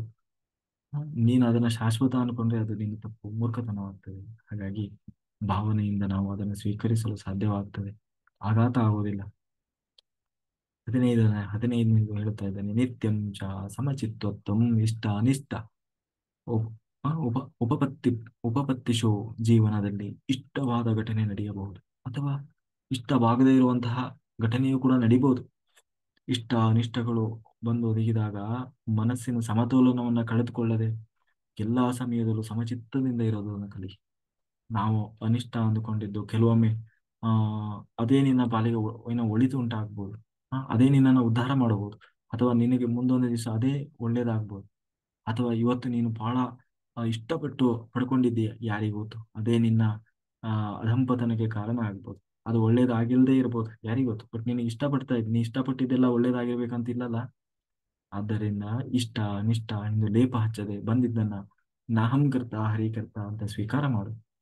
ಅಂದ್ರೆ ನಾಹಂಕರ್ತ ಹರಿಕರ್ತ, ನಾನಲ್ಲಪ್ಪ ಮಾಡ್ತಾ ಇರೋದು, ಭಗವಂತ ನನ್ನಿಂದ ಮಾಡಿಸ್ತಾ ಇದ್ದಾನೆ, ದೇವರು ಕೊಟ್ಟ ಅಂತ ಹೇಳಿ ಸ್ವೀಕಾರ ಮಾಡು. ನಮ್ಮ ಜೀವನದಲ್ಲಿ ನಡೆಯುವ ಪ್ರತಿಯೊಂದು ಘಟನೆ ಭಗವಂತ ನಮ್ಮ ತರಬೇತಿಗಾಗಿ ಸೃಷ್ಟಿಸ್ತಾ ಇರುವಂತಹ ಒಂದು ಪ್ರಾಯೋಗಿಕ ಶಿಕ್ಷಣ ಅಂತ ಅನ್ನುವ ಸತ್ಯವನ್ನ ನೀನು ತಿಳ್ಕೊ. ಏನೇ ಬಂದು ನಮಗೆ ಫೇಸ್ ಆದ್ರೂ ದೇವರು ನನಗೆ ಶಿಕ್ಷಣ ಕೊಡ್ಲಿಕ್ಕಾಗಿ ಆ ನನಗೆ ಈ ರೀತಿ ಪರೀಕ್ಷೆಗಳನ್ನು ಒಡ್ಡುತ್ತಾ ಇದ್ದಾನೆ. ಆ ಪರೀಕ್ಷೆಯಲ್ಲಿ ನಾನು ಗೆಲ್ಲಬೇಕು ಅನ್ನುವ ಭಾವನೆಯಿಂದ ಅದನ್ನು ಎದುರಿಸು. ಭಗವಂತ ನಮಗೆ ದುಃಖ ಕೊಟ್ಟು ನಮ್ಮನ್ನು ಜಾಣರನ್ನಾಗಿ ಮಾಡಬೇಕು ಅನ್ನುವ ಜಾಣರನ್ನಾಗಿ ಮಾಡಬೇಕು, ನಮಗೆ ಸತ್ಯದ ಅರಿವನ್ನ ಮೂಡಿಸಬೇಕು, ನಮ್ಮನ್ನ ಮೇಲಕ್ಕೆ ಎತ್ತಬೇಕು ಅನ್ನೋದು ಅವನ ಉದ್ದೇಶವೇ ಹೊರತು ನಮ್ಮನ್ನ ಕಷ್ಟಕ್ಕೆ ಸಿಲುಕಿಸಿ ಅವನು ಸಂತೋಷ ಅದನ್ನ ನೋಡಿ ಅವನು ಖುಷಿ ಪಡುವಷ್ಟು ಕ್ರೂರಿ ಅವನಲ್ಲ. ಅವನು ಬಹಳ ಕರುಣಾಮಯಿ ಇದ್ದಾನೆ. ಅವನಿಗೆ ನಮ್ಮ ಮೇಲೆ ಬಹಳ ಏನಂದ್ರೆ ಪ್ರೀತಿ ಇದೆ. ಹಾಗಾಗಿ ಉದ್ಧಾರ ಆಗ್ಲಿ, ಅವರು ತಿಳ್ಕೊಳ್ಳಿ, ಶಿಕ್ಷಣ ಕಲೀಲಿ, ಮೇಲಕ್ಕೆ ಬರಲಿ, ನೀನು ತಪ್ಪು ಸರಿಗಳ ಅರಿವಾಗ್ಲಿ ಅಂತ ಹೇಳಿ ಅವನು ಚಾಟಿ ಬೀಸ್ತಾನೆ ಇರ್ತಾನೆ, ಪರೀಕ್ಷೆಗಳನ್ನ ಒಡ್ತಾನೆ ಇರ್ತಾನೆ. ಅದರಲ್ಲಿ ನಾವು ಆ ಅದನ್ನ ಕಲಿತ ಮೇಲೆ ಬರಬೇಕೇ ಹೊರತು ದೇವರನ್ನ ದೋಷಿಸ್ತಾ, ಯೋ ಭಗವಂತ ನನಗೆ ಯಾಕಪ್ಪ ಇಷ್ಟು ಶಿಕ್ಷೆ ಕೊಡ್ತಾ ಇದ್ದಿ, ನನಗೆ ಯಾಕೆ ಇಷ್ಟು ಕಾಟ ಕೊಡ್ತಾ ಇದ್ದಿ ಅಂತ ಹೇಳಿ ದೇವರಿಗೆ ಶಪಿಸುವುದಲ್ಲ. ಹಾಗಾಗಿ ಮೈಚ ಅನನ್ಯ ಯೋಗಿ ಯೋಗೇನ ಭಕ್ತಿ 16ನೇದು. ಅಂತಂದ್ರೆ ಆ ಅವ್ಯಭಿಚಾರಿಣಿ ಅಂದ್ರೆ ಭಗವಂತನಲ್ಲಿ ನಿರಂತರವಾದ ಪರಿಶುದ್ಧವಾದ ಭಕ್ತಿ ಇರಲಿ. ಭಗವಂತ ಒಬ್ಬನೇ, ಆತನ ನಾಮಗಳು ಹಲವಿದ್ದಾವೆ, ಆತನಲ್ಲಿ ಅನನ್ಯವಾದ ಭಕ್ತಿಯನ್ನಿಡು. ಇಲ್ಲಿ ಏಕಭಕ್ತಿ ಬಹಳ ಮುಖ್ಯ. ಒಂದೊಂದು ದಿನ ಒಂದೊಂದು ದೇವರನ್ನು ಪೂಜೆ ಮಾಡುವುದಿಲ್ಲ. ಒಂದು ದೇವತೆಯನ್ನು ಪೂಜಿಸಿದಾಗ ಇನ್ನೊಂದು ದೇವರು ಎಲ್ಲಿ ಕೋಪಗೊಳ್ತಾರೋ ಅಂತ ಹೇಳಿ ಭಯದಿಂದ ಆ ಈ ಶನಿವಾರ ಒಂದು ದೇವಸ್ಥಾನ, ಸೋಮವಾರ ಒಂದು ದೇವಸ್ಥಾನ, ಗುರುವಾರ ಒಂದು ದೇವಸ್ಥಾನ, ಇದನ್ನ ಮಾಡುವುದನ್ನು ಬಿಡು. ಆ, ವ್ಯಭಿಚಾರವಾಗ್ತದೆ. ಆದ್ದರಿಂದ ಕೃಷ್ಣ ಹೇಳ್ತಾ ಇದ್ದಾನೆ, ನಿನ್ನ ಭಕ್ತಿ ಅನನ್ಯವಾಗಿದ್ದು ಆ ಅವ್ಯಭಿಚಾರಿಣಿಯಾಗಿರ್ಬೇಕು. ಭಗವಂತ ಸರ್ವಸಮರ್ಥ ಸರ್ವಶಕ್ತ, ಜಗಜ್ಜನ್ಮ ಏನು ಜಗಜ್ಜನ್ಮಾದಿ ಕಾರಣನಾದವನು. ಆ ಹಾಗಾಗಿ ದೇವರ ಮೇಲೆ ನಂಬಿಕೆ ಇಟ್ಟು, ಎಲ್ಲಾ ಕಡೆ ದೇವರಿದ್ದಾನೆ, ಭಗವಂತನ ಮೇಲೆ ಪೂರ್ಣ ನಂಬಿಕೆಯಿಂದ ಮಾತ್ರ ಜ್ಞಾನ ಸಾಧನೆ ಸಾಧ್ಯವಾಗ್ತದೆ. 17ನೇದು ವಿವಿಕ್ತ ದೇಶ ಸೇವಿತ್ವಂ ಅಂದ್ರೆ ಸಾಧ್ಯವಾದಷ್ಟು ಅತಿ ಹೆಚ್ಚು ಸಾತ್ವಿಕ ಕಂಪನಗಳಿರುವ ಕಡೆ ಇರು. ಅಂದ್ರೆ ಪಾಸಿಟಿವ್ ಎನರ್ಜಿ ಎಲ್ಲಿರುತ್ತೋ ಅಲ್ಲಿರು. ಸಾತ್ವಿಕ ಜನ ಎಲ್ಲಿ ವಾಸ ಮಾಡ್ತಾರೋ ಅಲ್ಲಿ ವಾಸ ಮಾಡು. ಪೂರ್ಣ ಪ್ರಮಾಣದಲ್ಲಿ ಅಖಂಡವಾದ ಸಾತ್ವಿಕ ಕಂಪನವಿರುವಂತಹ ಸ್ಥಳ ಪುಣ್ಯಕ್ಷೇತ್ರವೆನಿಸಿರ್ತದೆ. ಅಂತಹ ಪುಣ್ಯಕ್ಷೇತ್ರದಲ್ಲಿ ಸಮಯ ಕಳೆಯುವುದನ್ನು ಪ್ರಯತ್ನ ಮಾಡು. ಪ್ರಕೃತಿಯ ಜೊತೆಗೆ ಸಮಯ ಕಳೆಯುವುದನ್ನು ಪ್ರಯತ್ನ ಮಾಡು. ಆದಷ್ಟು ಏಕಾಂತದಲ್ಲಿ ಇರುವುದನ್ನು ಪ್ರಯತ್ನ ಮಾಡು. ಒಂದು ವೇಳೆ ಜನರ ಜೊತೆಗೆ ಸೇರಿದೆ ಅಂತಾದರೆ ಸಜ್ಜನರ ಜೊತೆಗೆ ಸೇರು. ಅಂತಹ ಸ್ಥಳದಲ್ಲಿ ಒಳ್ಳೆಯದನ್ನ ಮಾತನಾಡು, ಒಳ್ಳೆಯ ಚಿಂತನೆ ಮಾಡು, ಸಜ್ಜನರೊಂದಿಗೆ ವಾಸ ಮಾಡು. ಇದು ಸಾಧ್ಯವಾಗದೇ ಇದ್ರೆ ಕೊನೆ ಪಕ್ಷ ಅಂತವ್ರು ಯಾರು ಇಲ್ಲಪ್ಪ, ನಿನ್ನ ಪಾಡಿಗೆ ನೀನಿರು, ಏಕಾಂತದಲ್ಲಿ ಇರುವುದನ್ನು ಅಭ್ಯಾಸ ಮಾಡು. ಅಯ್ಯೋ ನನ್ನ ಸುತ್ತಮುತ್ತ ಇದ್ದವರೆಲ್ಲ ಬರೀ ನೆಗೆಟಿವ್ ಮನುಷ್ಯರೇ ಇದ್ದಾರೆ, ತೊಂದರೆ ಇಲ್ಲ, ನೀನು ಪಾಸಿಟಿವ್, ನೀನು ಏಕಾಂಕಿಯಾಗಿರು. ನಾಲ್ಕು ಜನರೊಂದಿಗೆ ಸೇರಿ ಹಾಳು ಹರಟೆಯನ್ನ ಹೊಡೆಯುವುದನ್ನು ಬಿಟ್ಟು ನಿನ್ನ ಅಮೂಲ್ಯವಾದ ಜನ್ಮವನ್ನು ವ್ಯರ್ಥ ಮಾಡಿಕೊಳ್ಳಬೇಡ. ಮತ್ತೆ ಪ್ರತಿಯೊಂದು ಕ್ಷಣವೂ ಕೂಡ ನಿನಗೆ ಬಹಳ ಮುಖ್ಯ. ಒಂದು ನಿಮಿಷವೂ ಹಾಳು ಮಾಡಬೇಡ, ವೇಸ್ಟ್ ಮಾಡಬೇಡ. ಯಾಕೆಂದ್ರೆ ಕೊನೆಗೆ ಬರ್ತಾರಲ್ಲ ಯಾರು, ಲಾಸ್ಟಿಗೆ ಬರ್ತಾರೆ, ಹಗ್ಗ ಹಾಕಿ ಎಳಿತಾರೆ. ಅವಾಗ ಕೇಳಿದ, ಅಯ್ಯೋ 1 ನಿಮಿಷ ನನಗೆ ಟೈಮ್ ಕೊಡಿ, ಒಂದು 5 ನಿಮಿಷ ಹೋಗಿ ಹೇಳಿ ಬಂದ್ಬಿಡ್ತೀನಿ ನಾನು ಎಲ್ಲರಿಗೂ ಅಂತ ಕೇಳಿದ್ರೆ, 1 ನಿಮಿಷ ಅಲ್ಲ, ಒಂದೊಂದು ಸೆಕೆಂಡು ಕೂಡ ಅವ್ರು ಬಿಡೋಲ್ಲ. ನಿನ್ನ ಸಮಯ ಮುಗಿದಿದೆ, ಇಷ್ಟೊಂದು ಸಮಯ ಕೊಟ್ಟಿದ್ದೀವಲ್ಲ, ಏನ್ ಮಾಡಿದೆ ಇಷ್ಟು ದಿವಸ, ಈಗ ಈಗ ನೆನಪಾಗಿದೆಯಾ? ಇದು ಭಾಗವತದಲ್ಲಿ ಬರ್ತದೆ. ಒಬ್ಬ ಜೀವ ಹೆಂಗೆ ಒಬ್ಬ ಪಾಪಿಯಾದ ಜೀವ ಹೆಂಗೆ ಪ್ರಾಣ ಬಿಡ್ತಾನೆ ಅಂತ ಹೇಳಿ. ಅವನಿಗೆ ಎಲ್ಲ ಬಿದ್ದು ಹೋಗ್ತದಂತೆ. ಇದರಲ್ಲಿ ಯಾರೋ ಕಪಿಲ ವಾಸುದೇವ ತನ್ನ ತಾಯಿ ದೇವಭೂತಿಗೆ ಸಾಂಖ್ಯವನ್ನು ಉಪದೇಶ ಮಾಡುವಾಗ ಹೇಳ್ತಾನೆ, ಅಲ್ಲಿ ಬರ್ತದೆ, ಒಬ್ಬ ಜೀವ ಏನೂ ಸಾಧನೆ ಮಾಡಲಿಲ್ಲ, ಬರೀ ಉಂಡ ತಿಂದ ಮಜಾ ಮಾಡಿದ, ಲಾಸ್ಟಿಗೆ ಕೊನೆಗೊಂದು ದಿನ ಬೀಳಲೇಬೇಕಲ್ಲ, ಹಾಸಿಗೆ ಹಿಡ್ದ, ಕೈ ಬಿದ್ದು ಹೋಗ್ತದೆ, ಕೈ ಕೆಲಸ ಮಾಡಲ್ಲ, ಕಾಲು ಬಿದ್ದು ಹೋಗ್ತದೆ, ಎದ್ದು ಓಡಾಡಕ್ಕಾಗಲ್ಲ. ಒಂದು ಎರಡು ಅಲ್ಲೇ ಹೋಗ್ತದೆ. ಯಾರಾದ್ರೂ ಬಂದು ಮಾಡಿಸಿದ್ರೆ ಹೋಗಿ ಮಾಡ್ತಾನೆ. ಎಷ್ಟು ದಿವಸ ಮಾಡ್ತಾರೆ? 1 ದಿನ ಮಾಡ್ತಾರೆ, 2 ದಿನ, 1 ತಿಂಗಳ ನೋಡ್ತಾರೆ. ಆಮೇಲೆ ಅಲ್ಲೇ ಅಯ್ಯೋ, ಫಸ್ಟಿಗೆ ಏನೋ ಬಾಳೋ, ಅಯ್ಯೋ ನಮ್ಮಪ್ಪ ನಮ್ಮ ತಾಯಿ ನಮ್ಮಮ್ಮ ನಮ್ಮ ಗಂಡ ನನ್ನ ಹೆಂಡತಿ ಅಂತ ಸ್ವಲ್ಪ ಫಸ್ಟಿಗೆ ಚೆನ್ನಾಗಿ ಮಾಡ್ತಾರೆ. ದಿನ ಅದೇ ಹಾಡಾದಾಗ ಏನ್ ಮಾಡ್ತಾರೆ, ಅಯ್ಯೋ ಒಂದು ಇದ್ದಿದ್ದೇ ಗೋಳು, ಅಯ್ಯೋ ಒಂದು ರಗಳೆ ಅಂತ ಹೇಳಿ ಆ ಏನಾಗಲ್ಲ ಅಲ್ಲೇ ಮಾಡು ಅಂದ್ಬಿಡ್ತಾರೆ. 2 ದಿನ 3 ದಿನಕ್ಕೂ ಏನೋ ತೊಳೆದು ಕ್ಲೀನ್ ಮಾಡ್ತಾರೆ. ಅವಾಗ ಅವನಿಗೆ ಕೈ ಬಿದ್ದು ಹೋಗಿರ್ತದೆ, ಕೈ ಇರ್ತದೆ ಆದ್ರೆ ಕೈ ಕೆಲಸ ಮಾಡೋಲ್ಲ, ಕಾಲು ಇರ್ತದೆ ಆದ್ರೆ ಕಾಲು ಕೆಲಸ ಮಾಡೋಲ್ಲ, ಎದ್ದು ಹೋಗ್ಲಿಕ್ಕೆ ಆಗೋಲ್ಲ. ಕೈ ಇದ್ದಾಗ ಮಾಡ್ಬೇಕಾಗಿದ್ದನ್ನು ಮಾಡ್ಲಿಲ್ಲ, ಕಾಲಿದ್ದಾಗ ಮಾಡ್ಬೇಕಾಗಿರೋದನ್ನ ಮಾಡ್ಲಿಲ್ಲ, ಬಾಯಿ ಬಿದ್ದು ಹೋಗ್ತದೆ, ಬಾಯಿ ಇದೆ, ನಾಲಿಗೆ ಇದೆ, ಏನೋ ಹೇಳ್ಬೇಕು ಅಂತ ಹೋಗ್ತಾನೆ ಆದ್ರೆ ಹೇಳಲಿಕ್ಕಾಗಲ್ಲ. ನಾಲಿಗೆ ಇದೆ, ಏನೂ ತಿನ್ಲಿಕ್ಕಾಗಲ್ಲ, ಹೊಟ್ಟೆ ಹಸಿತಾ ಇದೆ ಆದ್ರೆ ಒಳಗೆ ಏನೂ ಇಳಿತಾ ಇಲ್ಲ. ಯಾರೋ ಏನೋ ಬಂದು ಹೇಳ್ತಾ ಇದ್ದಾರೆ, ಯಾರೋ ನೋಡಕ್ಕಂತ ಬಂದಿದ್ದಾರೆ, ಏನೋ ಹೇಳ್ತಾ ಇದ್ದಾರೆ ಆದ್ರೆ ಕೇಳಿಸ್ತಾ ಇಲ್ಲ. ಅವ್ರು ಬರೀ ಬಾಯಿ ಮಾತಾಡೋದನ್ನೇ ಕೇಳ್ತಾ ಇದೆ. ಇನ್ನೂ ಸ್ವಲ್ಪ ಆದ್ಮೇಲೆ ಕಣ್ಣು ಮಂಜಾಗ್ತದೆ, ಯಾರೋ ಬಂದಿದ್ದಾರೆ ಅನ್ನೋದು ಗೊತ್ತಾಗ್ತದೆ, ಅವ್ರು ಯಾರು ಅನ್ನೋದು ಗೊತ್ತಾಗಲ್ಲ, ಕಣ್ಣೂ ಕಾಣಲ್ಲ. ಕಣ್ಣು ಹೋಯ್ತು, ಕಿವಿ ಹೋಯ್ತು, ಮೂಗು ಹೋಯ್ತು, ಬಾಗೋಯ್ತು. ಕೊನೆಗೆ ನಾವೇನಂತೀವಿ, ಈ ಒಳ ಉಸಿರು ಅಂತೀವಲ್ಲ, ಹೊರಗಡೆಯಿಂದ ಕಾಣುವುದು ನಿಲ್ತದೆ, ಒಳಗಡೆಯಿಂದ ಕಾಣ್ಲಿಕ್ಕೆ ಶುರು ಮಾಡ್ತದೆ. ಅವನಿಗೆ ಆಗ ಸತ್ಯದ ಅರಿವು ಆಗ್ತದಂತೆ, ನನ್ನ ಅಂತ್ಯಕಾಲ ಬಂತು. ಆಗ ಆ ಆವಾಗ ಅವನು ಪ್ರಾಣ ತ್ಯಾಗ ಮಾಡೋದಕ್ಕಿಂತ ಮುಂಚೆ ಏನೋ ದೂತರು ಬರ್ತಾರೆ. ನಿಜವಾಗ್ಲೂ ಅವನು ಪಾಪಿ ಅಲ್ವಾ? ಭಯಂಕರರಾಗಿ ಬರ್ತಾರೆ ದೂತರು, ಯಮದೂತರು ಬರ್ತಾರೆ. ಆ ಕಾರಣ ಲೋಕದಿಂದ ಬರ್ತಾರೆ. ಬಂದು ಬಂದು ನಿಂತಿರ್ತಾರೆ, ಅವನಿಗೆ ಹೇಳ್ತಾರೆ, ನೋಡೋ ನಿನ್ನ ಸಮಯ ಬಂದಿದೆ, ರೆಡಿ ಆಗಿ ಹೋಗ್ಲಿಕ್ಕೆ ಅಂತ. ಆಗ ಅವನಿಗೆ ಪಶ್ಚಾತ್ತಾಪ ಆಗ್ತದೆ, ಅಯ್ಯೋ, ಆ ದೇವರನ್ನ ಸ್ಮರಣೆ ಮಾಡ್ಲಿಕ್ಕೆ ಶುರು ಮಾಡ್ತಾನಂತೆ. ಅವರನ್ನು ನೋಡಿನೇ ಅವನಿಗೆ ಭಯ ಆಗಿರ್ತದೆ. ಈ ಕಡೆ ಯಾವ ಕೈ ಕಾಲು ಮುಖ ಯಾವುದೂ ಕೆಲಸ ಮಾಡ್ತಾ ಇರೋಲ್ಲ. ಆಗ ಅವನಿಗೆ ಅನಿಸ್ತದೆ, ವ್ಯರ್ಥವಾಗಿ ಜೀವನವನ್ನು ಕಳೆದೆ. ಓ ಭಗವಂತ, ಇಡೀ ಜೀವನದಲ್ಲಿ ನೀ ಎಷ್ಟು ಅವಕಾಶ ಕೊಟ್ಟೆ ನನಗೆ, ಆ ಎಷ್ಟೆಲ್ಲಾ ಕೊಟ್ಟೆ ನೀನು, ಎಷ್ಟು ಎಂತ ಎಂತ ಜನರನ್ನ ಕೈಯಲ್ಲಿ ಹೇಳಿಸಿದೆ ಕೇಳಿಸಿದೆ, ಎಷ್ಟೆಲ್ಲಾ ಮಾಡಿದೆ. ಆದ್ರೂ ನಾನು ಎಲ್ಲೂ ಕೂಡ ಎಚ್ಚೆತ್ತುಕೊಳ್ಳೇ ಇಲ್ವಲ್ಲ. ವ್ಯರ್ಥವಾಗಿ ಜೀವನ ಕಳೆದೆ, ಏನನ್ನೂ ಸಾಧಿಸಲಿಲ್ಲ. ಆ ಬರೀ ಉಂಡು ತಿಂದು ಮಜಾ ಮಾಡಿ ಅದೇ ಜೀವನ ಅನ್ಕೊಂಡು ಬದುಕಿದೆ. ಆದ್ರೆ ಈಗ ಎಲ್ಲ ಎಲ್ಲವೂ ಇದೆ, ಆದ್ರೆ ಯಾವುದೂ ನನ್ನ ಕೈಯಲ್ಲಿ ಬರ್ತಾ ಇಲ್ಲ, ಯಾವುದನ್ನು ನಾನು ತಗೊಂಡು ಹೋಗಕ್ ಆಗ್ತಾ ಇಲ್ಲ. ಹಾಗಾಗಿ ದೇವರಲ್ಲಿ ಅವನು ಪ್ರಾರ್ಥನೆ ಮಾಡ್ತಾನಂತೆ, ಭಗವಂತ ಒಂದೇ ಒಂದು ಚಾನ್ಸ್ ಕೊಡು, ಕೊನೆಯ ಗಳಿಗೆಯಲ್ಲಿದ್ದೀನಿ, ಒಂದೇ ಒಂದು ಚಾನ್ಸ್ ಕೊಡು, ಏನಾದ್ರೂ ಸಾಧನೆ ಮಾಡ್ಕೊಂಡು ಬರ್ತೀನಿ. ಯಾಕೆಂದ್ರೆ ಇಷ್ಟೊಂದು ದಿವಸ ಏನೂ ಮಾಡ್ಲಿಲ್ಲ, ಸುಮ್ಮನೆ ವ್ಯರ್ಥವಾಗಿ ಇನ್ನೂ ಮಾಡಬಾರದನ್ನು ಮಾಡಿದೆ ಹೊರತು ನಿಜವಾಗ್ಲೂ ಮಾಡಬೇಕಾಗಿದ್ದನ್ನು ಏನೂ ಮಾಡ್ಲಿಲ್ಲ. ಈಗ ನನಗೆ ಅರ್ಥ ಆಗ್ತಾ ಇದೆ, ದಯಮಾಡಿ ಒಂದು ಅವಕಾಶ ಕೊಡು ಅಂತ ಹೇಳಿ ಅವನು ಅಂಗಲಾಚ್ತಾನಂತೆ. ಆಗ ಅವ್ರು ಹೇಳ್ತಾರಂತೆ, ಒಂದು ಸಾರಿ ಅಲ್ಲ, ಕೋಟಿ ಕೋಟಿ ಸಾರಿ ಬಂದು ದೇವರು ನಿನ್ನನ್ನು ಎಚ್ಚರಿಸಿದ. ಆ ಯಾವ್ಯಾವುದೋ ರೂಪದಿಂದ ಬಂದು ನಿನ್ನನ್ನು ಎಚ್ಚರಿಸಿದ. ನೀನು ಮೈ ಮರೆತಿದ್ದೆ ಹೊರತು ಯಾವುದನ್ನು ನೀನು ಎಚ್ಚೆತ್ತುಕೊಳ್ಳಿಲ್ಲ. ಈಗ ನಿನಗೆ ನೆನಪಾಗ್ತಾ ಇದೆಯೋ, ನಿನ್ನ ಸಮಯ ಮುಗಿದಿದೆ, ನೀನು ಒಂದು ಸೆಕೆಂಡ್ ಕೂಡ ಇರೋಂಗಿಲ್ಲ, ನಡಿ ಹೊರಡು ಅಂತ ಹೇಳಿ ಹಗ್ಗ ಹಾಕಿ ಎಳಿತಾರಂತೆ. ಎಳೆದ್ರೆ ಅವನು ಈ ಕಡೆಯಿಂದ ಎಳಿತಾನೆ, ನಾನು ಇದನ್ನೆಲ್ಲ ಬಿಟ್ಟು ಬರೋಲ್ಲ, ನನಗೆ ಇನ್ನೂ ಅವಕಾಶ ಬೇಕು, ಬಿಡಿ ಬಿಡಿ ನನ್ನ ಅಂತ ಹೇಳಿ. ಅವನು ಮೇಲಿಂದ ಅವ್ರು ಹಾಕಿ ಎಳಿತಾರೆ. ಇವನು ಜೊತೆಗೆ ಇವನೆಲ್ಲ ಕಟ್ಟಿ ಹಾಕೊಂಡಿದ್ದಾನೆ ಭಾವನೆಗಳು. ನಂದು ಮನೆ, ಇಷ್ಟು ದೊಡ್ಡ ಮನೆ ಕಟ್ಟಿದ್ದೀನಿ, ಅಷ್ಟು ದೊಡ್ಡ ಕಷ್ಟಪಟ್ಟು ಮನೆ ಕಟ್ಟಿದೆ, ಆ ನಾನು ಅಷ್ಟು ಆಸ್ತಿ ಸಂಪಾದನೆ ಮಾಡಿದೆ, ಅಷ್ಟು ಕಾರ್ ತಗೊಂಡೆ, ಅಷ್ಟು ಇದನ್ನ ಮಾಡಿದ್ದೀನಿ, ನನಗೆ ಅಷ್ಟು ದೊಡ್ಡ ಹೆಸರಿದೆ, ನಾನು ಹೆಂಗ್ ಬರಲಿ, ನಾನು ಇದನ್ನೆಲ್ಲ ಬಿಟ್ಟು ಬರಲ್ಲ ಅಂತ ಹೇಳಿ ಇವನು ಎಳಿತಾ ಇರ್ತಾನೆ. ಅವರು ಬಿಡಲ್ಲ, ನಿನ್ನ ಸಮಯ ಮುಗಿದಿದೆ, ನೀನು ಬರಬೇಕು ಅಂತ ಹೇಳಿ ಎಳಿತಾ ಇರ್ತಾರೆ. ಆ ಆ ಕಡೆ ಈ ಕಡೆಯಿಂದ ಇವನು ಎಳಿತಾನೆ, ಆ ಕಡೆಯಿಂದ ಅವ್ರು ಎಳಿತಾರೆ. ಇದು ಒಬ್ಬ ಪಾಪಿಯ ಜೀವನ ಇರ್ತದೆ. ಸಾವಿನ ಅದು ಹೆಂಗೆ ಭಯಂಕರ ಇರ್ತದೆ ಅಂದ್ರೆ, ಒಂದು ಬಾರಿ 100 ಚೇಳು ಒಂದೇ ಬಾರಿ 100 ಚೇಳು ಕಚ್ಚಿದ್ರೆ ಎಷ್ಟು ವೇದನೆ ಆಗ್ತದೋ ಅಷ್ಟು ವೇದನೆ ಆಗ್ತದೆ ಅಂತ. ಇಡೀ ಜೀವನದಲ್ಲಿ ಅವನು ಅನುಭವಿಸಿರದಂತಹ ವೇದನೆಯನ್ನ ಸಾವಿನ ಸಮಯದಲ್ಲಿ ವೇದನೆಯನ್ನ ಅನುಭವಿಸ್ತಾನಂತ. ಅಂದ್ರೆ ಒಬ್ಬ ಪಾಪಿಯಾದವನ ಬದುಕಿನಲ್ಲಿ, ಒಬ್ಬ ಸಾಧಕನಲ್ಲದವನ ಬದುಕಿನಲ್ಲಿ ಸಾವು ಅನ್ನುವುದು ಭಯಂಕರವಾಗಿರ್ತದಂತೆ. ಆ ಅದೇ ಒಬ್ಬ ಯೋಗಿಯಾದವನಿಗೆ ಆ ಸಾವು ಅನ್ನೋದು ಸಂಭ್ರಮ ಅಂತ. ಯಾಕೆ ಸಂಭ್ರಮ ಅಂತಂದ್ರೆ, ಅವನು ಅದನ್ನು ಹಬ್ಬದ ಹಾಗೆ ಸಂಭ್ರಮಿಸ್ತಾನಂತೆ. ಯಾಕೆ ಅಂತಂದ್ರೆ, ಅವನ ಬದುಕಿನಲ್ಲಿ, ಅವನ ಜೀವನದಲ್ಲಿ ಅದು ಅವನ ಕೊನೆಯ ಸಾವು. ಮತ್ತೆ ಅವನಿಗೆ ಸಾಯ್ಬೇಕು ಅಂದ್ರೂ ಅವನಿಗೆ ಅವಕಾಶ ಸಿಗಲ್ಲ. ಯಾಕೆಂದ್ರೆ ಅವನು ಸೀದಾ ಭಗವಂತನನ್ನೇ ಹೋಗಿ ಸೇರ್ತಾನೆ.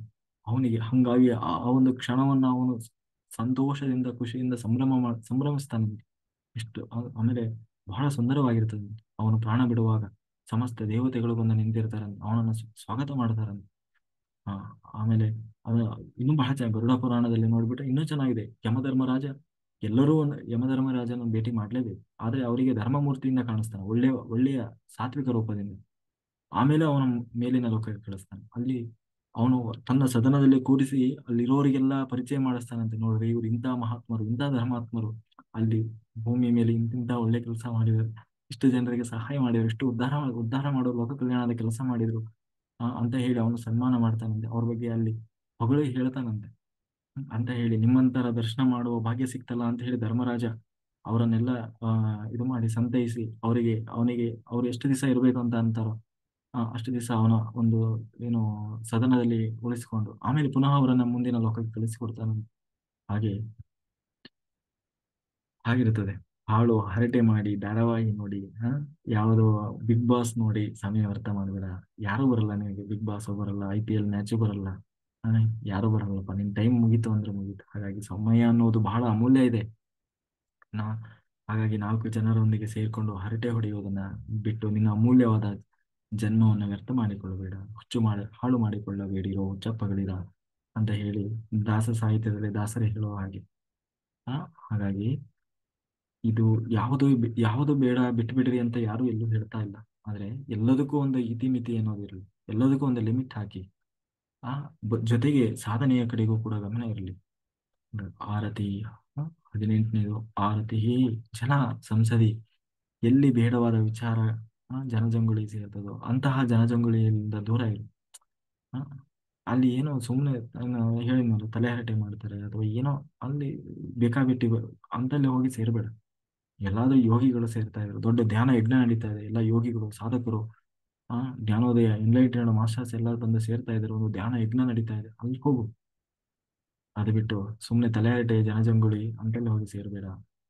ಅಂತ ಆಧ್ಯಾತ್ಮ, ವಿಜ್ಞಾನ, ನಿತ್ಯತ್ವಂ, ಅಧ್ಯಾತ್ಮದ ಅರಿವಿನಲ್ಲಿ ನಿರಂತರವಾಗಿರು. 19ನೇ ದಿನ ಆಧ್ಯಾತ್ಮದ ಅರಿವಿನಲ್ಲಿ ನಿರಂತರವಾಗಿರು. ಮೊದಲು ಪಿಂಡಾಂಡ ಬ್ರಹ್ಮಾಂಡವನ್ನು ತಿಳಿ. ಪಿಂಡಾಂಡ ನಿನ್ನ ದೇಹದ ಬಗ್ಗೆ ತಿಳ್ಕೊ, ಆಮೇಲೆ ಇಡೀ ಬ್ರಹ್ಮಾಂಡದ ಬಗ್ಗೆ ತಿಳ್ಕೊ. ಅನಂತರ ಇದನ್ನ ತಿಳಿಯುವ ಅಪೂರ್ವ ಮನಸ್ಸಿನ ವಿಸ್ಮಯದ ಬಗ್ಗೆ ತಿಳ್ಕೊ. ನಂತರ ನಾನು ಅಂದ್ರೆ ಏನು ಅನ್ನೋ ಅವೇರ್ನೆಸ್, ಸೆಲ್ಫ್ ಅವೇರ್ನೆಸ್ ಅನ್ನೋದನ್ನ ತಿಳಿ. ನಾನು ಯಾರು, ಎಲ್ಲಿಂದ ಬಂದೆ, ಏನ್ ಮಾಡ್ತಾ ಇದ್ದೀನಿ, ಯಾಕೆ ಯಾಕೆ ಇಷ್ಟೆಲ್ಲ ನಡೀತಾ ಇದೆ, ಯಾಕೆ ಏನು ಮಾಡ್ತಾ ಇದ್ದೀನಿ, ಇನ್ ಮುಂದೆ ಏನು ಮಾಡಬೇಕಾಗಿದೆ ಅನ್ನೋದನ್ನ ತಿಳ್ಕೊ. ಇದು ತಿಳಿದ ಮೇಲೆ ಆ ಆತ್ಮವನ್ನು ನಿಯಂತ್ರಿಸುವ ಪರಮಾತ್ಮನನ್ನ ತಿಳ್ಕೊ. ಇದೇ ನಿಜವಾದ ಆಧ್ಯಾತ್ಮಿಕ ಜ್ಞಾನ, ಇದೇ ಆತ್ಮಜ್ಞಾನ, ಇದೇ ಬ್ರಹ್ಮಜ್ಞಾನ. ನಿನ್ನ ಅಧ್ಯಯನದ ಗುರಿ ಅಧ್ಯಾತ್ಮದ ಜ್ಞಾನವಾಗಿರಲಿ. 20ನೇದು ಹೇಳ್ತಾ ಇದ್ದೇನೆ, ತತ್ವಜ್ಞಾನ, ಅರ್ಥದರ್ಶನಂ. ಜಗತ್ತಿನ ಮೂಲಭೂತ ಸತ್ಯ ತಿಳಿಯುವುದಕ್ಕೆ ನಿನ್ನ ಅಧ್ಯಯನ ಮೀಸಲಾಗಿರಲಿ. ಮೇಲಿನ ಎಲ್ಲಾ ಗುಣಗಳಿಂದ, ಎಲ್ಲಾ ಶಾಸ್ತ್ರಗಳಿಗೆ ವಿಷಯಭೂತನಾದಂತಹ ಭಗವಂತ ಏನಿದ್ದಾನೆ, ಎಲ್ಲಾ ಶಾಸ್ತ್ರಗಳಿಂದ ಪ್ರತಿಪಾದ್ಯನಾದಂತಹ ಭಗವಂತ, ವಿಶ್ವಂ ಯೂನಿವರ್ಸ್, ಆ ಆ ಭಗವಂತನನ್ನು ತಿಳಿದು ಸಾಕ್ಷಾತ್ಕಾರ ಪಡೆ. ಹಾಗಾಗಿ ಇಲ್ಲಿ ಹೇಳಿರುವ ಗುಣಗಳೇ ಜ್ಞಾನ ಮತ್ತೆ ಜ್ಞಾನ ಸಾಧನಗಳು. ಇದಕ್ಕೆ ಬಿಟ್ಟು ಬೇರೆ ಯಾವುದಾದ್ರೂ ಇದ್ರೆ ಅದು ಅಜ್ಞಾನವಾಗಿರ್ತದೆ, ಅಜ್ಞಾನದ ಗುರಿಯಾಗಿರ್ತದೆ ಅಂತ ಹೇಳ್ತಾ, ಆ ಓಕೆ. ಮುಂದೆ ದೇವರು, ನಿಜವಾಗ್ಲೂ ದೇವರು ಅಂದ್ರೆ ಹೇಗಿದ್ದಾನೆ, ಅವನನ್ನು ನಾವು ಹೆಂಗೆ ಚಿಂತನೆ ಮಾಡಬೇಕು, ಮತ್ತೆ ದೇವರಲ್ಲಿರುವಂತಹ ಗುಣಗಳೇನು, ದೇವರನ್ನ ನಾವು ಅಂದ್ರೆ ಆ ದೇವರಂದ್ರೆ ಅವನನ್ನ ಹೆಂಗೆ ತಿಳಿಬೇಕು ಅನ್ನುವುದನ್ನು ಮುಂದೆ ದೇವರು ವಿಸ್ತಾರವಾಗಿ ಹೇಳ್ಕೊಂಡು ಹೋಗ್ತಾನೆ. ಅದನ್ನು ನಾವು ಮುಂದಿನ ತರಗತಿಯಲ್ಲಿ ನೋಡೋಣ ಅಂತ ಹೇಳ್ತಾ, ಕಾಯೇನ ವಾಚ ಮನಸೇಂದ್ರಿಯೈರ್ವಾ ಬುದ್ಧ್ಯಾತ್ಮನಾ ವಾ ಪ್ರಕೃತೇ ಸ್ವಭಾವ ಕರೋಮಿ ಯದ್ಯತ್ ಸಕಲಂ ಪರಸ್ಮೈ ನಾರಾಯಣಾಯತಿ ಸಮರ್ಪಯಾಮಿ.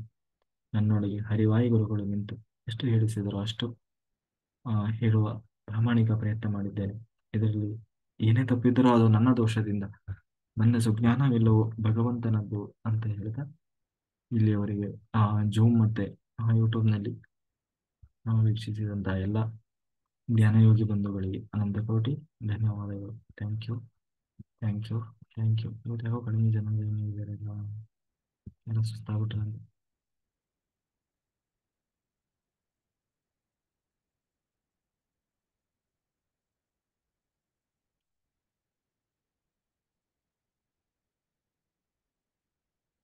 ರಮೇಶ್ ಜಿ, ಓಕೆ ಮಾಸ್ಟರ್ಸ್, ಯಾರಾದರೂ ಹ್ಯಾಂಡ್ ರೈಸ್ ಮಾಡಿ ಮಾತಾಡೋರಿದ್ರೆ ಮಾತಾಡಿ.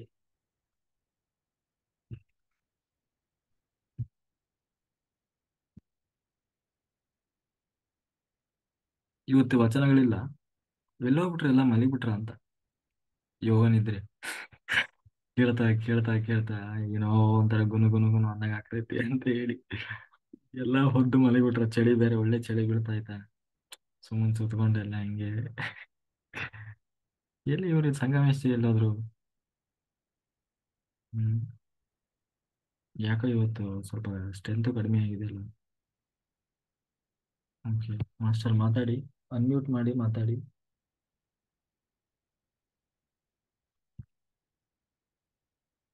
ಹಾ, ಸರ್ ನಮಸ್ತೆ. ನಮಸ್ತೆ ನಮಸ್ತೆ. ವಚನ ಹೇಳ್ತೀನಿ ಸರ್. ಹಾ, ಹೇಳಿ ಮೇಡಮ್, ಹೇಳಿ. Okay sir.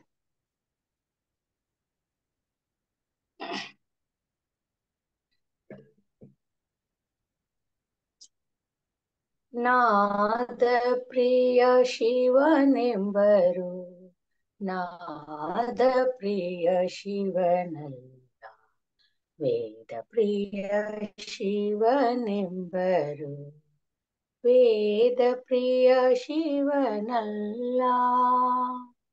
ನಾದ ಪ್ರಿಯ ಶಿವನೆಂಬರು, ನಾದ ಪ್ರಿಯ ಶಿವನಲ್ಲ, ವೇದ ಪ್ರಿಯ ಶಿವನೆಂಬರು, ವೇದ ಪ್ರಿಯ ಶಿವನಲ್ಲ.